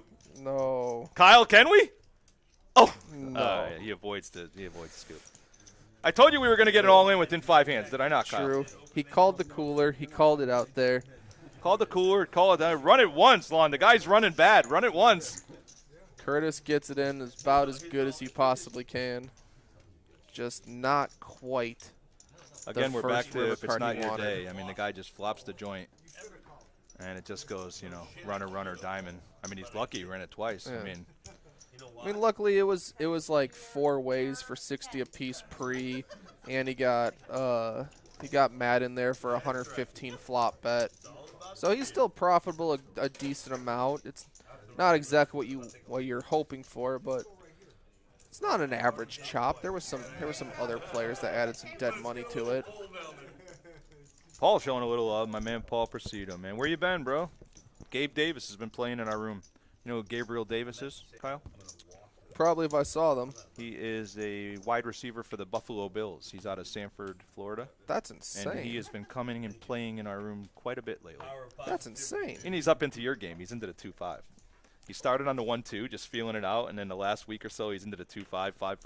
Well, I feel like he has enough money to be able to play whatever stakes he wants. Not that I'm gonna. He's going to get paid pretty soon. He's on his rookie deal, but I'm going to say he's probably worth – his next contract's probably going to be 5 years, $90 million, I would say, somewhere in that range. Yeah, I would take a 16, contract 18, of probably that $75 size. million minimum. He's probably about 15 to 17 million a year range. Yeah, I'd probably take that Yeah, yeah. contract. That'd be. We'll allow him to play in the 2-5. He can come in with some Buffalo Bill money. Yeah, that'd be agreeable for me.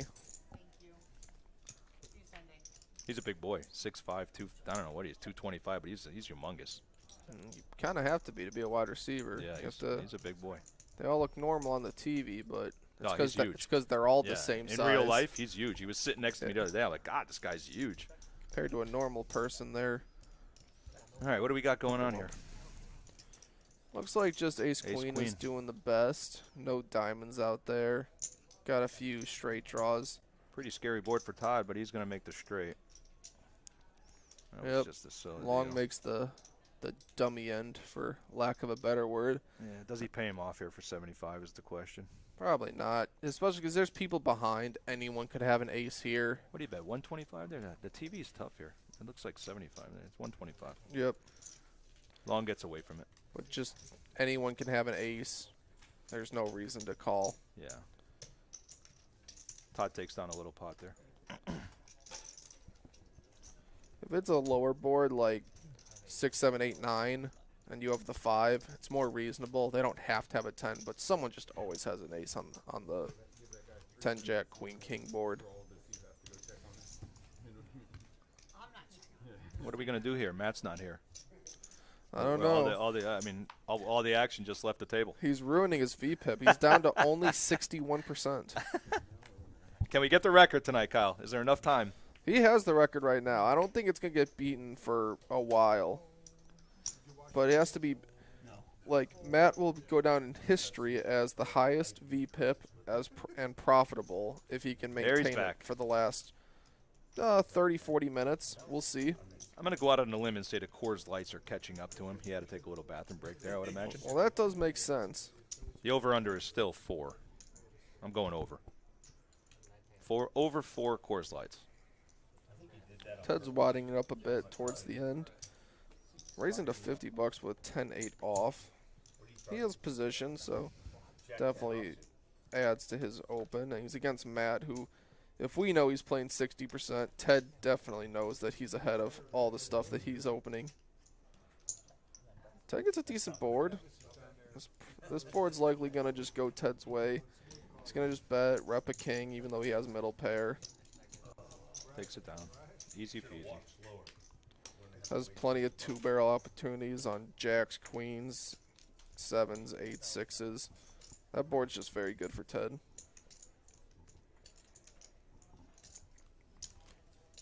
He does pick his continuation bet boards very well.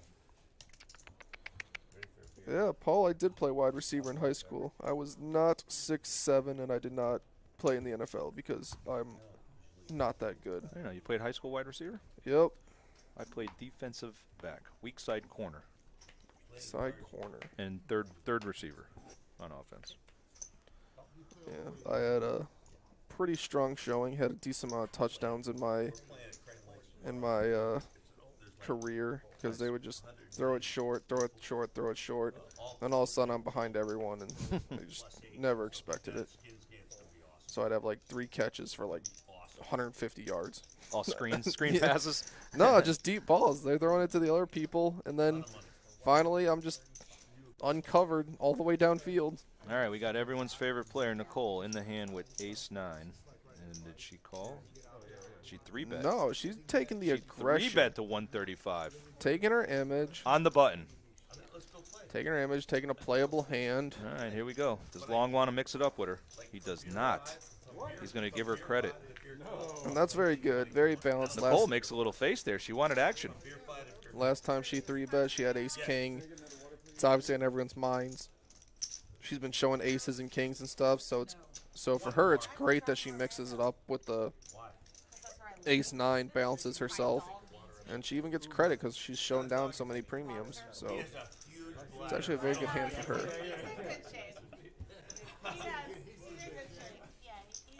Long also sporting a 44% VPIP. Todd a 49% VPIP. A lot of these players north of 40, so it's definitely an action table. Yeah, we've had plenty of action. There's not a shortage of action at all. Gotta love the wide opens from a live stream. It's pretty crazy when you look at the numbers here, Kyle. I mean, the man who's stuck a little over 1100 has the lowest VPIP. Yeah, just not running great. Getting his money in. You know, flop straight versus a flush draw, run it twice, and end with a chop. Not the greatest. 2-pair into 2-pair. Like, he's played some hands. They just gone the other way. This time he's going to call the 40 with Queen Jack. Ted with an ace-8 offsuit. Some other less than premium hands, but the board comes with an 8. Mark goes with an 8, middle pair. Do they love each other? Like, are they? So 2 middle pairs. Marco's been kind of quiet. Leads out for 50. Ted's with 2 overs and a gutter to the nuts. The 9 would be pretty gross for Marcos. And you can't have a snack. Because a rough 4 of hearts. That's a great card for Marcos to continue. Picks up a flush draw. Backdoor straight flush draw.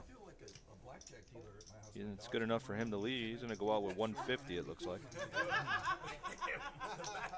best part is Ted's gonna, or Kurt's gonna let it go. I go into the kitchen. Ted He is asleep in the playing an opponent who's played few hands. Gonna give him some credit. Marcos taking it down with an 8. He's gonna show it. And a flush draw. Ted's gonna feel pretty fine with his fold, I think. Have you noticed over your playing days, everyone wants to show when they when they have a straight flush draw. I don't know what it is. I don't know what people like. You know what I mean when the enamor. It's 'cause everyone wants to like show. Oh, I had a straight flush draw. I don't know why they have to show it. I watch it all the time. It's so rare to have a straight flush. To just open and have 4 cards to the straight flush.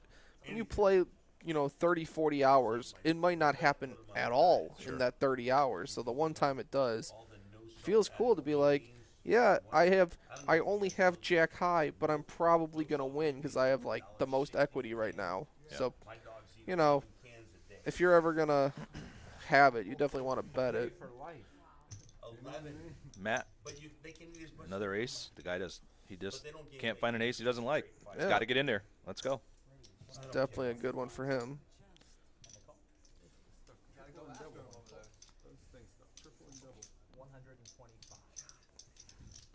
Well, Ted's gonna. Marcos with a quick call there, 125. Ted's gonna target the widest player at the table. Marcos is just gonna call with the ace king. Very reasonable. It's an under the gun open, under the gun +1 3-bet. Ace king's a little bit less ideal in such a quick and early position action.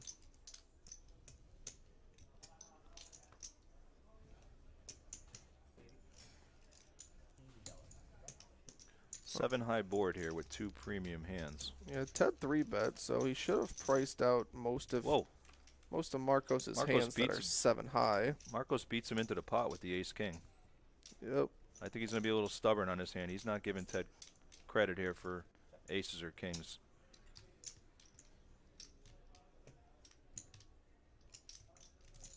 Bet 175. Ted slows down and checks. Yeah, the speed of which Marcos did both of his bets may be playing in Ted's mind. Yeah, he basically beat him in the pot and all. And then he shows him he has him dominated. Yep. Ted, a real sportsman, he just says you were good the whole time, didn't need to. That's a nice, well played hand right there by Marcos. Yep. He flats with the ace king, disguises the strength of his hand, and then basically walks him down all the way and wins the hand. Yeah, He got max value out of that hand from Ted. Everything else you don't give a shit about. yeah, Ted really doesn't have any two-pair sets or straights there, and Marcos can theoretically have some of them, so massive nut advantage. Hard for Ted to just bet twice into a board with a four-liner with just king high. Greg's been relatively quiet here the last 20 minutes. I'm going to say he wakes up with a hand here on the button. Well, Matt already finds a ace-king suited. Oh, boy. Bad spot, Ted.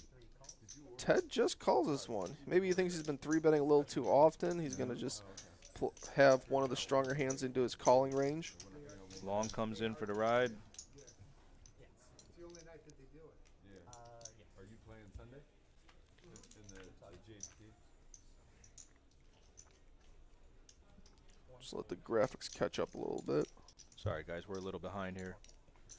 There we go. Mark, Nicole. Oh. That is Wow. not good for Ted. Kyle, did I call the cooler? You called the cooler. I mean, this is the second cooler. I mean, we're still within the 5-hand range. We already had the other cooler. that We're going to see fireworks here.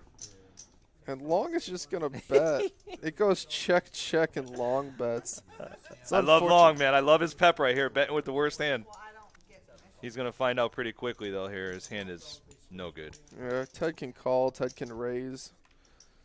It's unfortunate the hand he's against, but either one of those is totally fine with his holding. Ted and Matt playing it sneaky here, just flatten.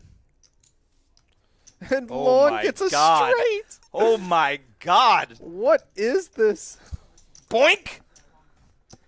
And this time Matt leads for 100. Ted's probably just gonna call. Long cannot contain himself. Look at him. I mean, he's just inside. He is just giddy right now. Yeah, he's gonna, and then Matt's just gonna lead Oh into him. my Ted's gonna God. call, and now he just has the straight. There are Jesus. sometimes you have ace 5 or ace 4 here, but Long is just he's never getting away from it. If they have a full house, he's Right just now, gonna Long give it is to like, him. how much can I win here? It's the only thing going through his mind. Like, how much can I win? Don't pair the board Is he just gonna 3x it? on the river. No, He is going to dodge some outs, though. He's got to dodge any paint, a 5 and a 4. I mean, even though he has the straight here, I mean, it's still really not a comfortable spot if these guys call. 350 and a call. Now Ted's in a really weird spot. So number 3 aces, second best kicker. I guess sometimes he's worried about pocket 5s is what he's thinking. Cause I mean, he's a good player, man. His radar is up right now for sure. I mean, he's like, what's going on here? he's never thinking he's against ace king. Maybe he's thinking ace 5, pocket 5s. Say the 3 deuce is also kind of hard to identify. And like you said earlier, Matt's played a bunch of hands. I mean, is he really putting Matt on ace king here?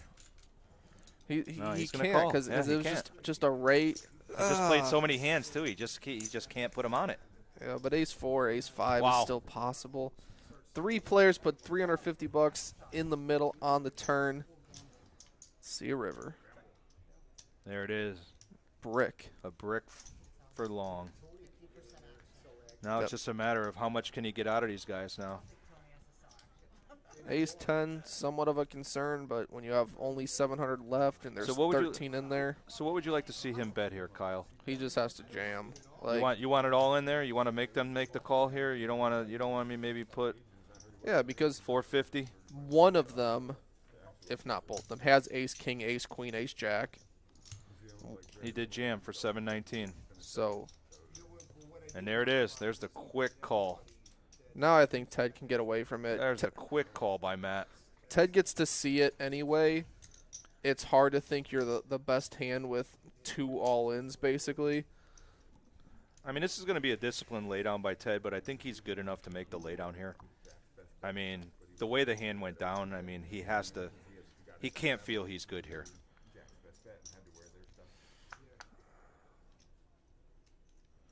This is kind of a dumb turn card because spades miss, hearts miss, but it's hard to think that both players have weaker than ace queen. Like Deuce 3, I know you like those weird hands. Ted does make a good fold, Uh, and a straight will Matt, be Matt, good. so you're going to see the bad news. The dirty diaper strikes again. Or cupcake, as some people like to call it.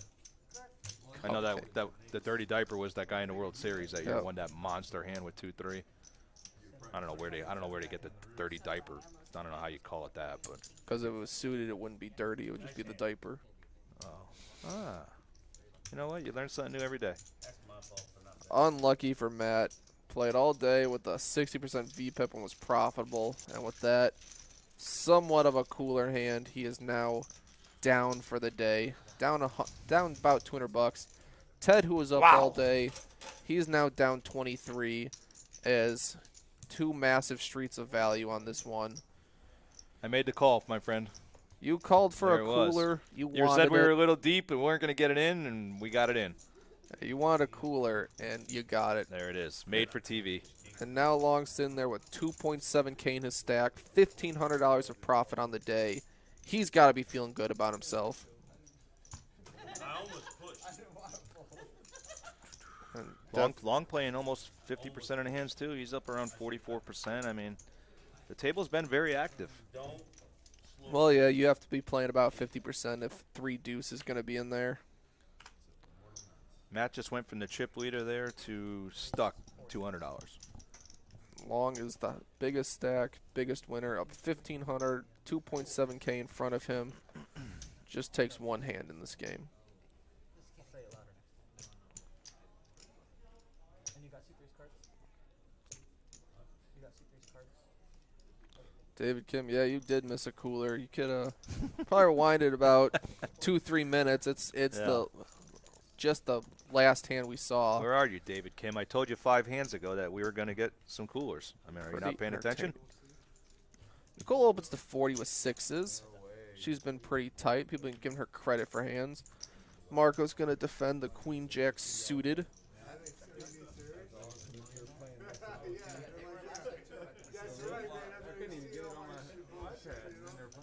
Pretty good flop for Nicole to continue on here. Yeah, this dealer loves the aces. She checked behind.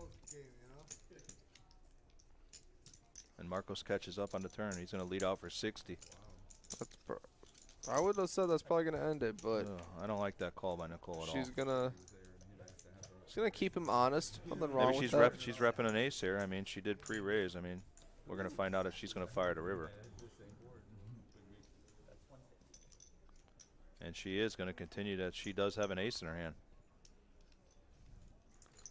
And Putting some pressure on Marcos here. she's gonna bet river. Yeah. 150. Unfortunately, get called. I'm going to give her an A for effort, though. I mean, she's not playing scared. I mean, she tried to take it. I mean, what else can she do in that spot? She was against a hand that she could get a fold out of, so I mean, it'd be a much worse if she just bets it, gets snap called, and it's an ace. But instead, you know, you found a spot. You didn't have the best hand, gave yourself a chance to win. Nothing wrong with that. Someone is asking, when are we bringing Lexo to the stream? Kyle, what is Lexo? Lexo is another poker vlogger who plays mostly in South Florida, so you would have to contact him and get that going. Start the vlogger on vlogger stream. So he's your competition? No, he's much better than me. He's better? Wow. Yeah, he wow, play- just He's a 1025 reg, so okay. you know, plays a little bit bigger, plays a little bit better. See, poker is a lot about ego, and sometimes you just have to Yeah. say it. If I could play 1025 regularly and be profitable, I would say I'm better. But I'm not at that level yet. I'm at this level, the 2-5 level. Todd's going to raise it up with pocket fives here to 50. Finding a lot of these small to mid pairs.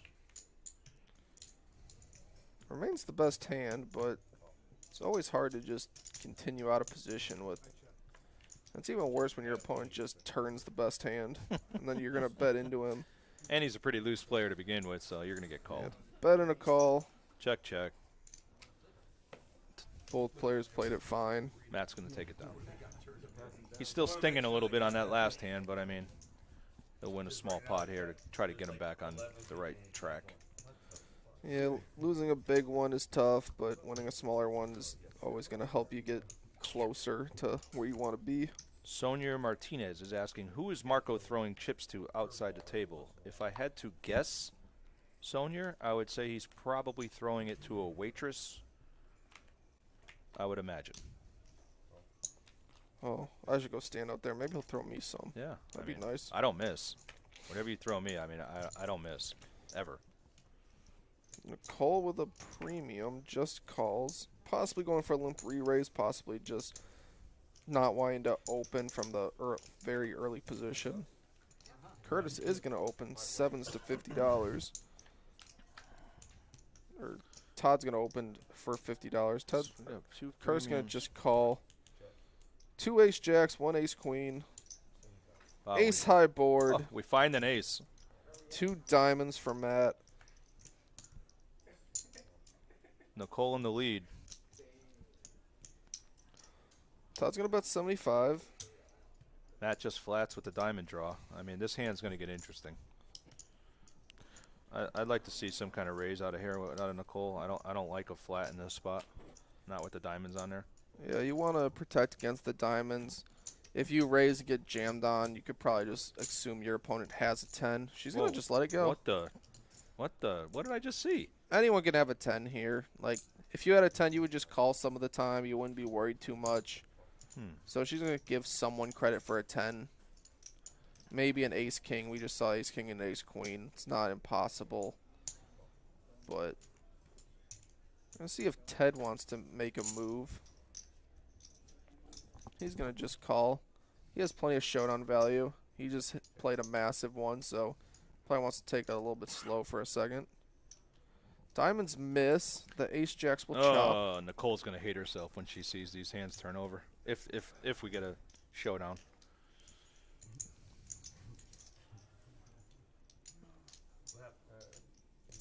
Matt's going to lead out with his busted flush draw. There's not much room, so 275. I'm sorry. Matt, a little bit confused on the hard line rule. Is the line in play here tonight, Kyle? It typically is, and at least, yeah, we hear Nicole being somewhat mad. There she is. It goes call. Nicole's on a little tilt. Folded the ace queen like a little girl. Oh boy. I think it's fine. I think any opponent can have a 10. She's my homie, man. She knows I'm just kidding. But that was a bad fold in that spot, maybe. I mean, anyone could add a 10 there, but I would have liked to seen a raise from her in that spot. And Matt Value owns himself. If he's gonna bet here, he has to bet huge. Like the pot was already $800 and he only bets 275. That's not gonna get an ace with a decent kicker. That's not enough to get him to fold for 800 in there. You have to go closer to 700 really if you're ever getting an ace to fold. Yeah, I agree with that 100%. Even then, it's, tough. Ted probably just call, and if he's wrong, go into his bag, as we've seen Ted do. But this time he'll just call and be right and chop up 275.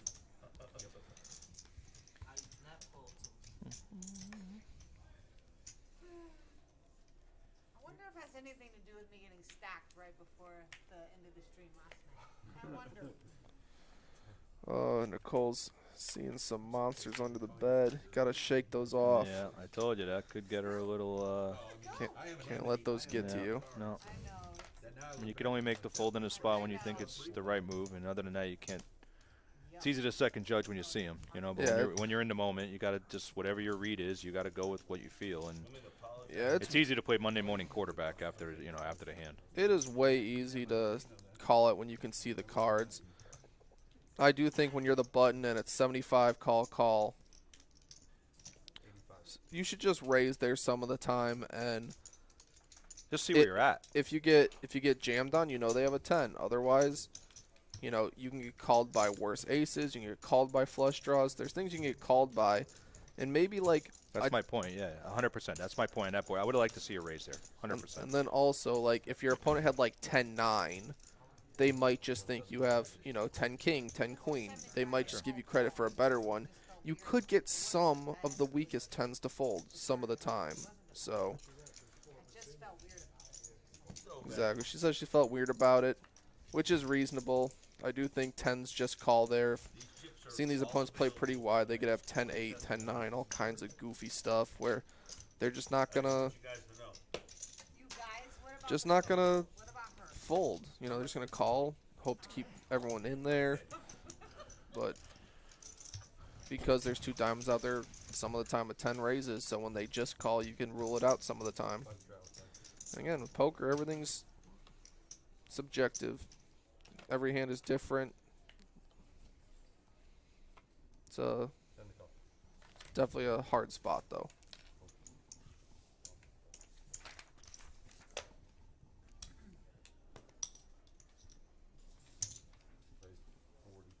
I'm sorry, 665. Or 40, whatever you guys. You're not going anywhere. Perfect. How much you got left? Now we got a 65 pre, 6-7 versus ace-6. 2 of the loosest players. Long sporting a 48% VPIP at this point. Matt's still willing to mix it up after he got in that cooler 2 or 3 hands ago. Oh yeah. Both players make a 6. Matt's kicker is going to be the best. No matter what, he's going to play. Maybe like 3 or 4. He's going to bet the 6. He's going to get a call from long, too. He's going to speculate here and see where he's at. Super nice person, too. Yeah, I really like her. It's actually a pretty good card for a 6. You don't really expect your opponent to have a king, and it actually lowers the possibility of them having one when it pairs like that. I do think when the king pairs, if your opponent had a queen, they're less likely to fold now, though. So That's kind of a bad card for long there, too. I mean, he might think he's chopping here, and the only thing he loses to is ace-6. Have a 6. he can give his opponent miss clubs, ace-10 of clubs, or jack-10 of clubs, just a regular He jack-10. does. He makes the call. And he sees Why the couldn't bad you have that news. shit earlier when it was like a $3,500 pot. And Long is going to take a second trying to see if his... I think he thought he was going to chop there. I mean, he's not Yeah. putting him on ace-8. I mean, it's the only that river got Matt paid there for sure. wondering how this kicker doesn't play. Oh, now he's throwing chips to someone. Could be a waitress. Yeah. We see 2 Coors Light on the table, so yeah. we don't Still know if he's... going. I think the over's the lock. I mean, he's got to be over 4 by now. Yeah, we don't know if he's been throwing them away previously or... What happened to our multi-stream here? It's not we haven't gotten any updates here at all. people are... All our fans are gone. I They're- mean, did we lose all our fans? Our They're 10 done people chat- listening. They're done chatting with us. They just want to... We lost all 10 Wanna listeners.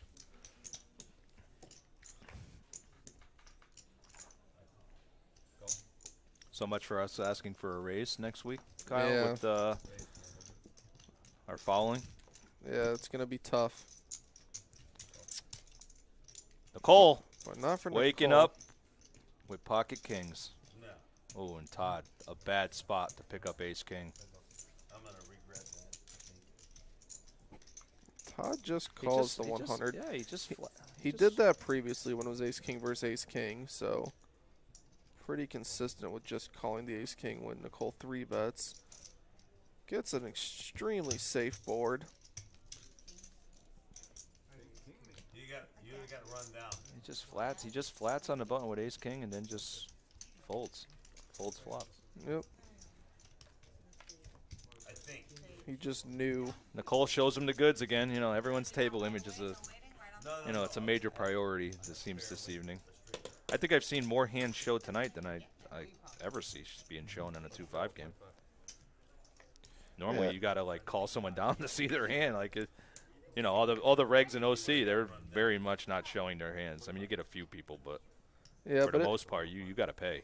it's a stream. People know that they're all going to see it later. Everyone knows they're going to watch it, so it's a little less necessary to protect your image. Everyone's going to know eventually. Yeah. And it's also a friendly atmosphere. A lot of these people play a lot together. They know each other. Oh boy, here we go. Greg waking up with jacks, raises to 105, and we got Ted waking up with pocket rockets. Greg been very tight. Played only 24% of hands pre-flop The voluntarily. weapons of mass destruction are on display. I don't know. Ted has such a I mean, wide Todd is in there basically just drawn to a straight here or a queen, but I mean, he's in trouble. That queen is not good no, for Todd. No, that's gonna get him maybe in trouble. Although Ted doesn't have a black ace in his hand, that might slow him up a tad. Very bad turn card for everyone. Wow.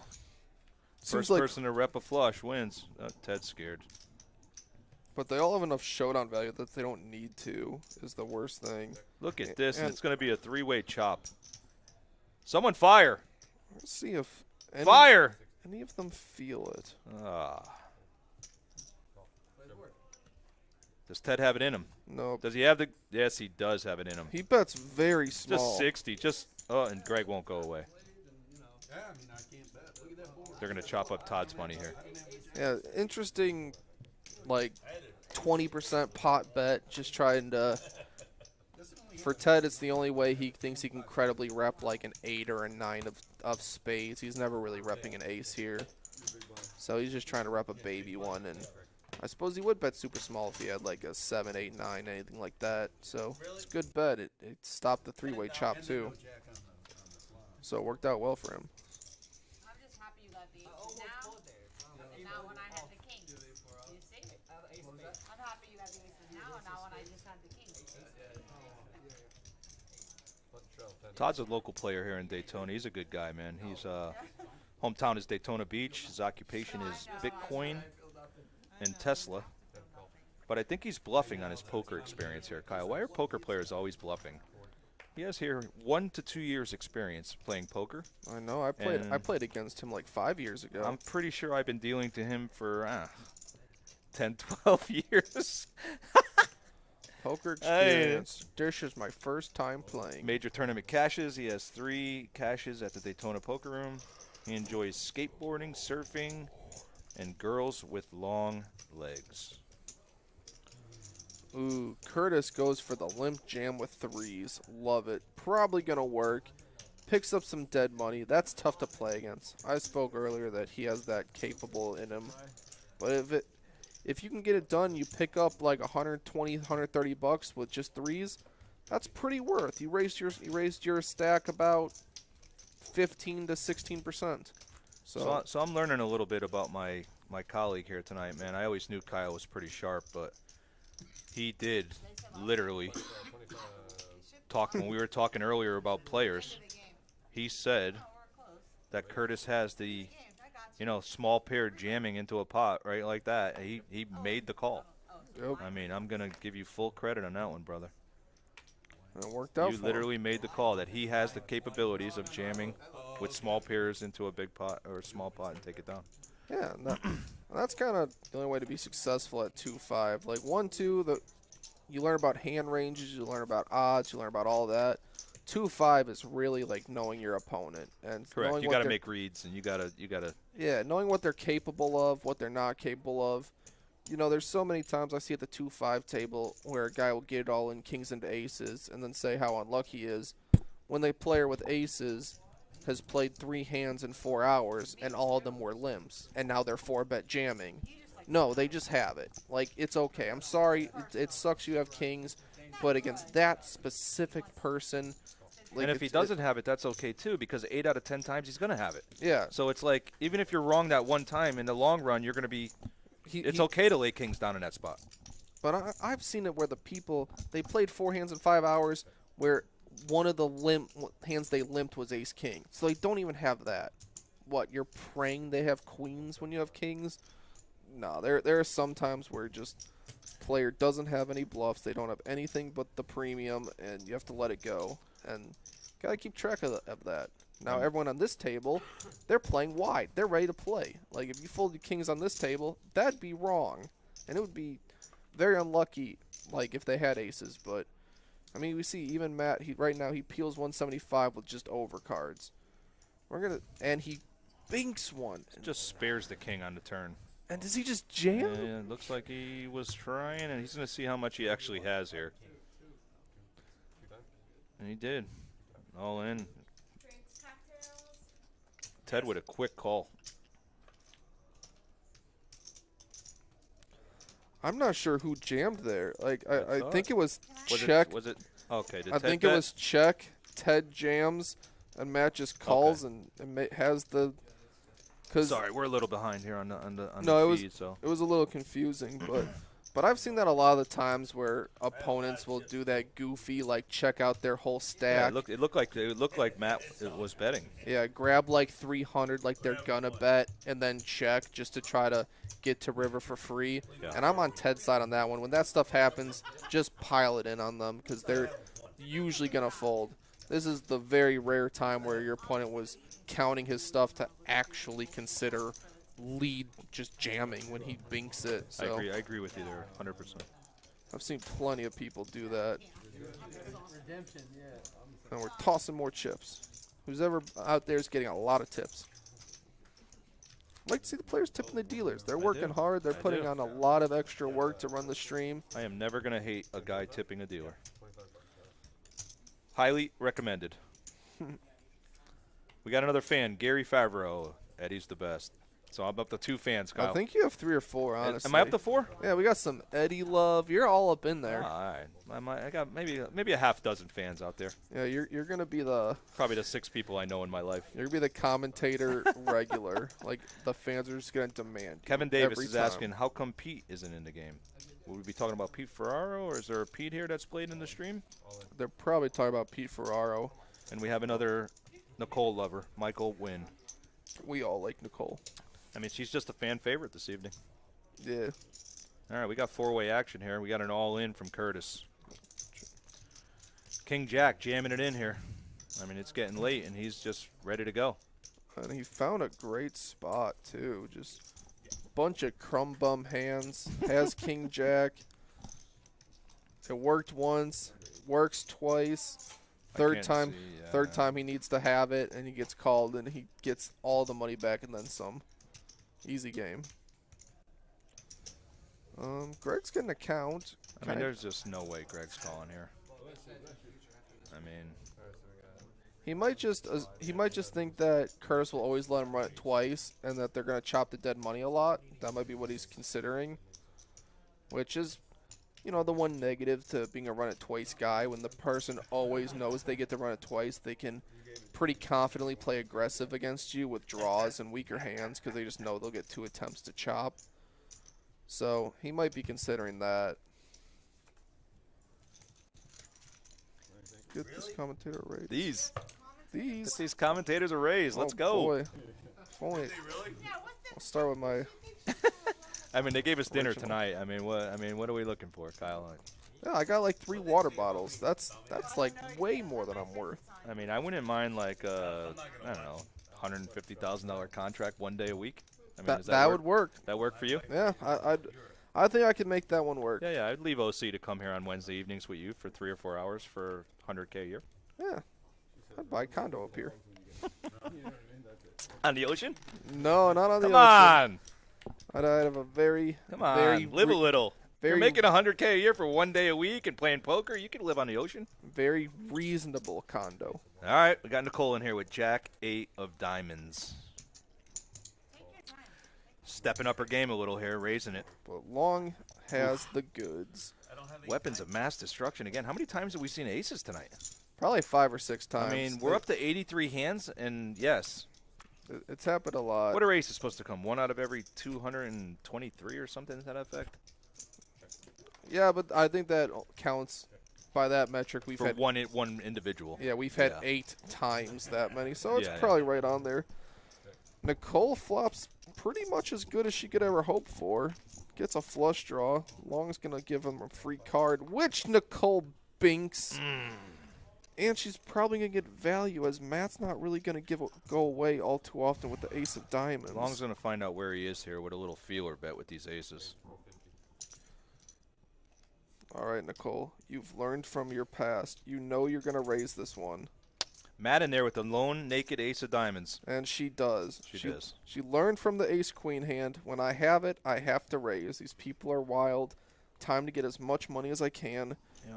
Makes it 345. I think Long's going to go away, and I think she's going to get a call from Matt. I don't think Matt's going to. Matt made the call on the turn. I don't think he's going anywhere with that ace of diamonds, if you want my opinion. Actually makes it 450, which I think is a great sizing. The naked ace is probably priced in, and against safe turn card or safe river cards, you can pretty happily jam. Long comes along with 2 black aces. That's an interesting call by him. Yeah, Matt is going to have great odds now. Can Nicole get a safe card one time? Long drawing dead. She can, and does. she gets the jam.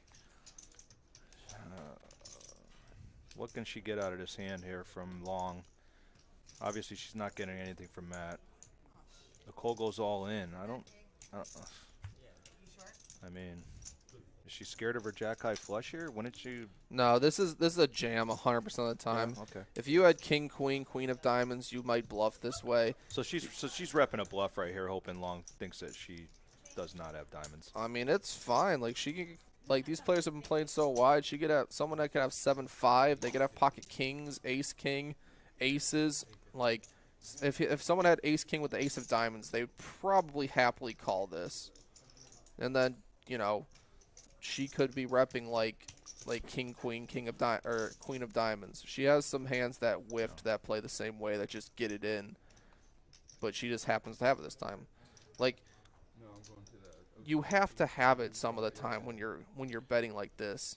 All right, so when you're playing, Kyle, and you're playing against female opponents, do you put females on a lesser range of bluffs than say a male? Do women most of the time have it? In your experience, do women bluff as much as guys? I would say most of the time they have it. When I play, I give them more credit than a guy in poker. Do you? I would say in general, most people usually have it. Like unless they have actually shown the ability to bluff, shown some missed hands, most people don't have that in them. They don't have the I'm gonna raise with air or a draw and just go with it. No, I made my hand, I have to raise. People are playing very face up at 2-5 and below. 5-10 gets a little bit, people are a little bit better. They do understand the range a little bit more. They understand the hands they're supposed to bluff with a little bit more. 2-5 is a lot more face up, I'd say. And so are you getting a little read? Let me get your read here, Kyle. If you're Long and you're looking at Nicole here and she's looking away from you, are you taking that as strength, or are you taking that as weak, or what are you getting off of her facial expressions right now? Just curious as a poker player. I think if someone stares you down, like in your eyes, and they've put the bet, they're usually weak. They're trying to reverse tell you. Mm-hmm. So that one specifically, I think, is a little bit weaker. I think the staring away is more of the, I don't want to give anything away. I don't want you to interpret this any way, one way or the other. I'm with you 100% on that read. I feel the same when I'm playing. If they're staring you and looking at you, they kind of want you to fold. I mean, once in a while they'll have it too, but I'm with you on this. And then, me, whether I have it or don't, I usually just pick a spot at the table and look at it.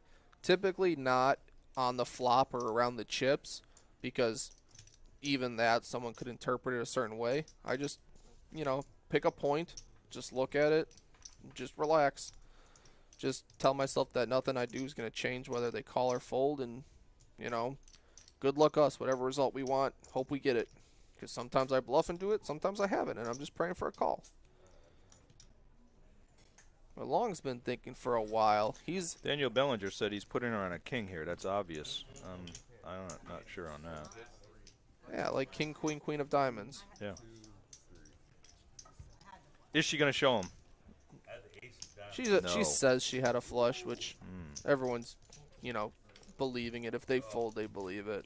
Three hands. Yeah, Dan was right there. He was trying to put her on a king, but And Nicole, with the last hand of the night, or one of the last three, actually becomes the biggest winner right now, up $1,300, 2.5K stack. the fan favorite Loved her sizing on the turn. lunging to the lead on the final stretch. 450, great sizing. River also think Johnny T, great job, brother. Yeah, man. Also think you just have to jam there. So I think she played her hand perfectly. Got close to the max. Nice hand. I really liked how Nicole's played tonight. She's changed gears nicely. She went on that little heater halfway through, and then she slowed it up, and now she's turning on the gas again at the end. She's in there again with diamonds. Can she make two flushes in a row? I think they announced 3 hands left, so we're going to see if anyone wants to make a really wild move right at the end to try to turn their night around or score a big win. Todd in there with pocket sevens. 3 bets it to 140. We know Matt ain't going anywhere with suited cards. Yeah, we're trying to make something happen the last few hands of the stream. Yeah. 250. Matt flops top pair. Middle pair for Marcos. Nicole would have pocket flopped a sevens. diamond draw. She would have. She could have gotten diamonds 2 times in a row. She didn't want to go on a heat check. Yep. I think it's better for Nicole to just lock it up, personally. I like the 3 hands are called. Oh, really? She gets check, yeah, I mean, check if- my watch. Oh, only 3 hands. Oh, well, good game, I mean, guys. if she's in there, she gets tangled in there with the diamond. If she goes miss on turn river and she loses another, Yeah, $500-600. nothing wrong with just taking the win. Just booking the win. However, we can stick around and play 2-5 over this. I feel like Curtis might try to make a move. He does not like going home a loser. He could try to make something happen these last 2 hands.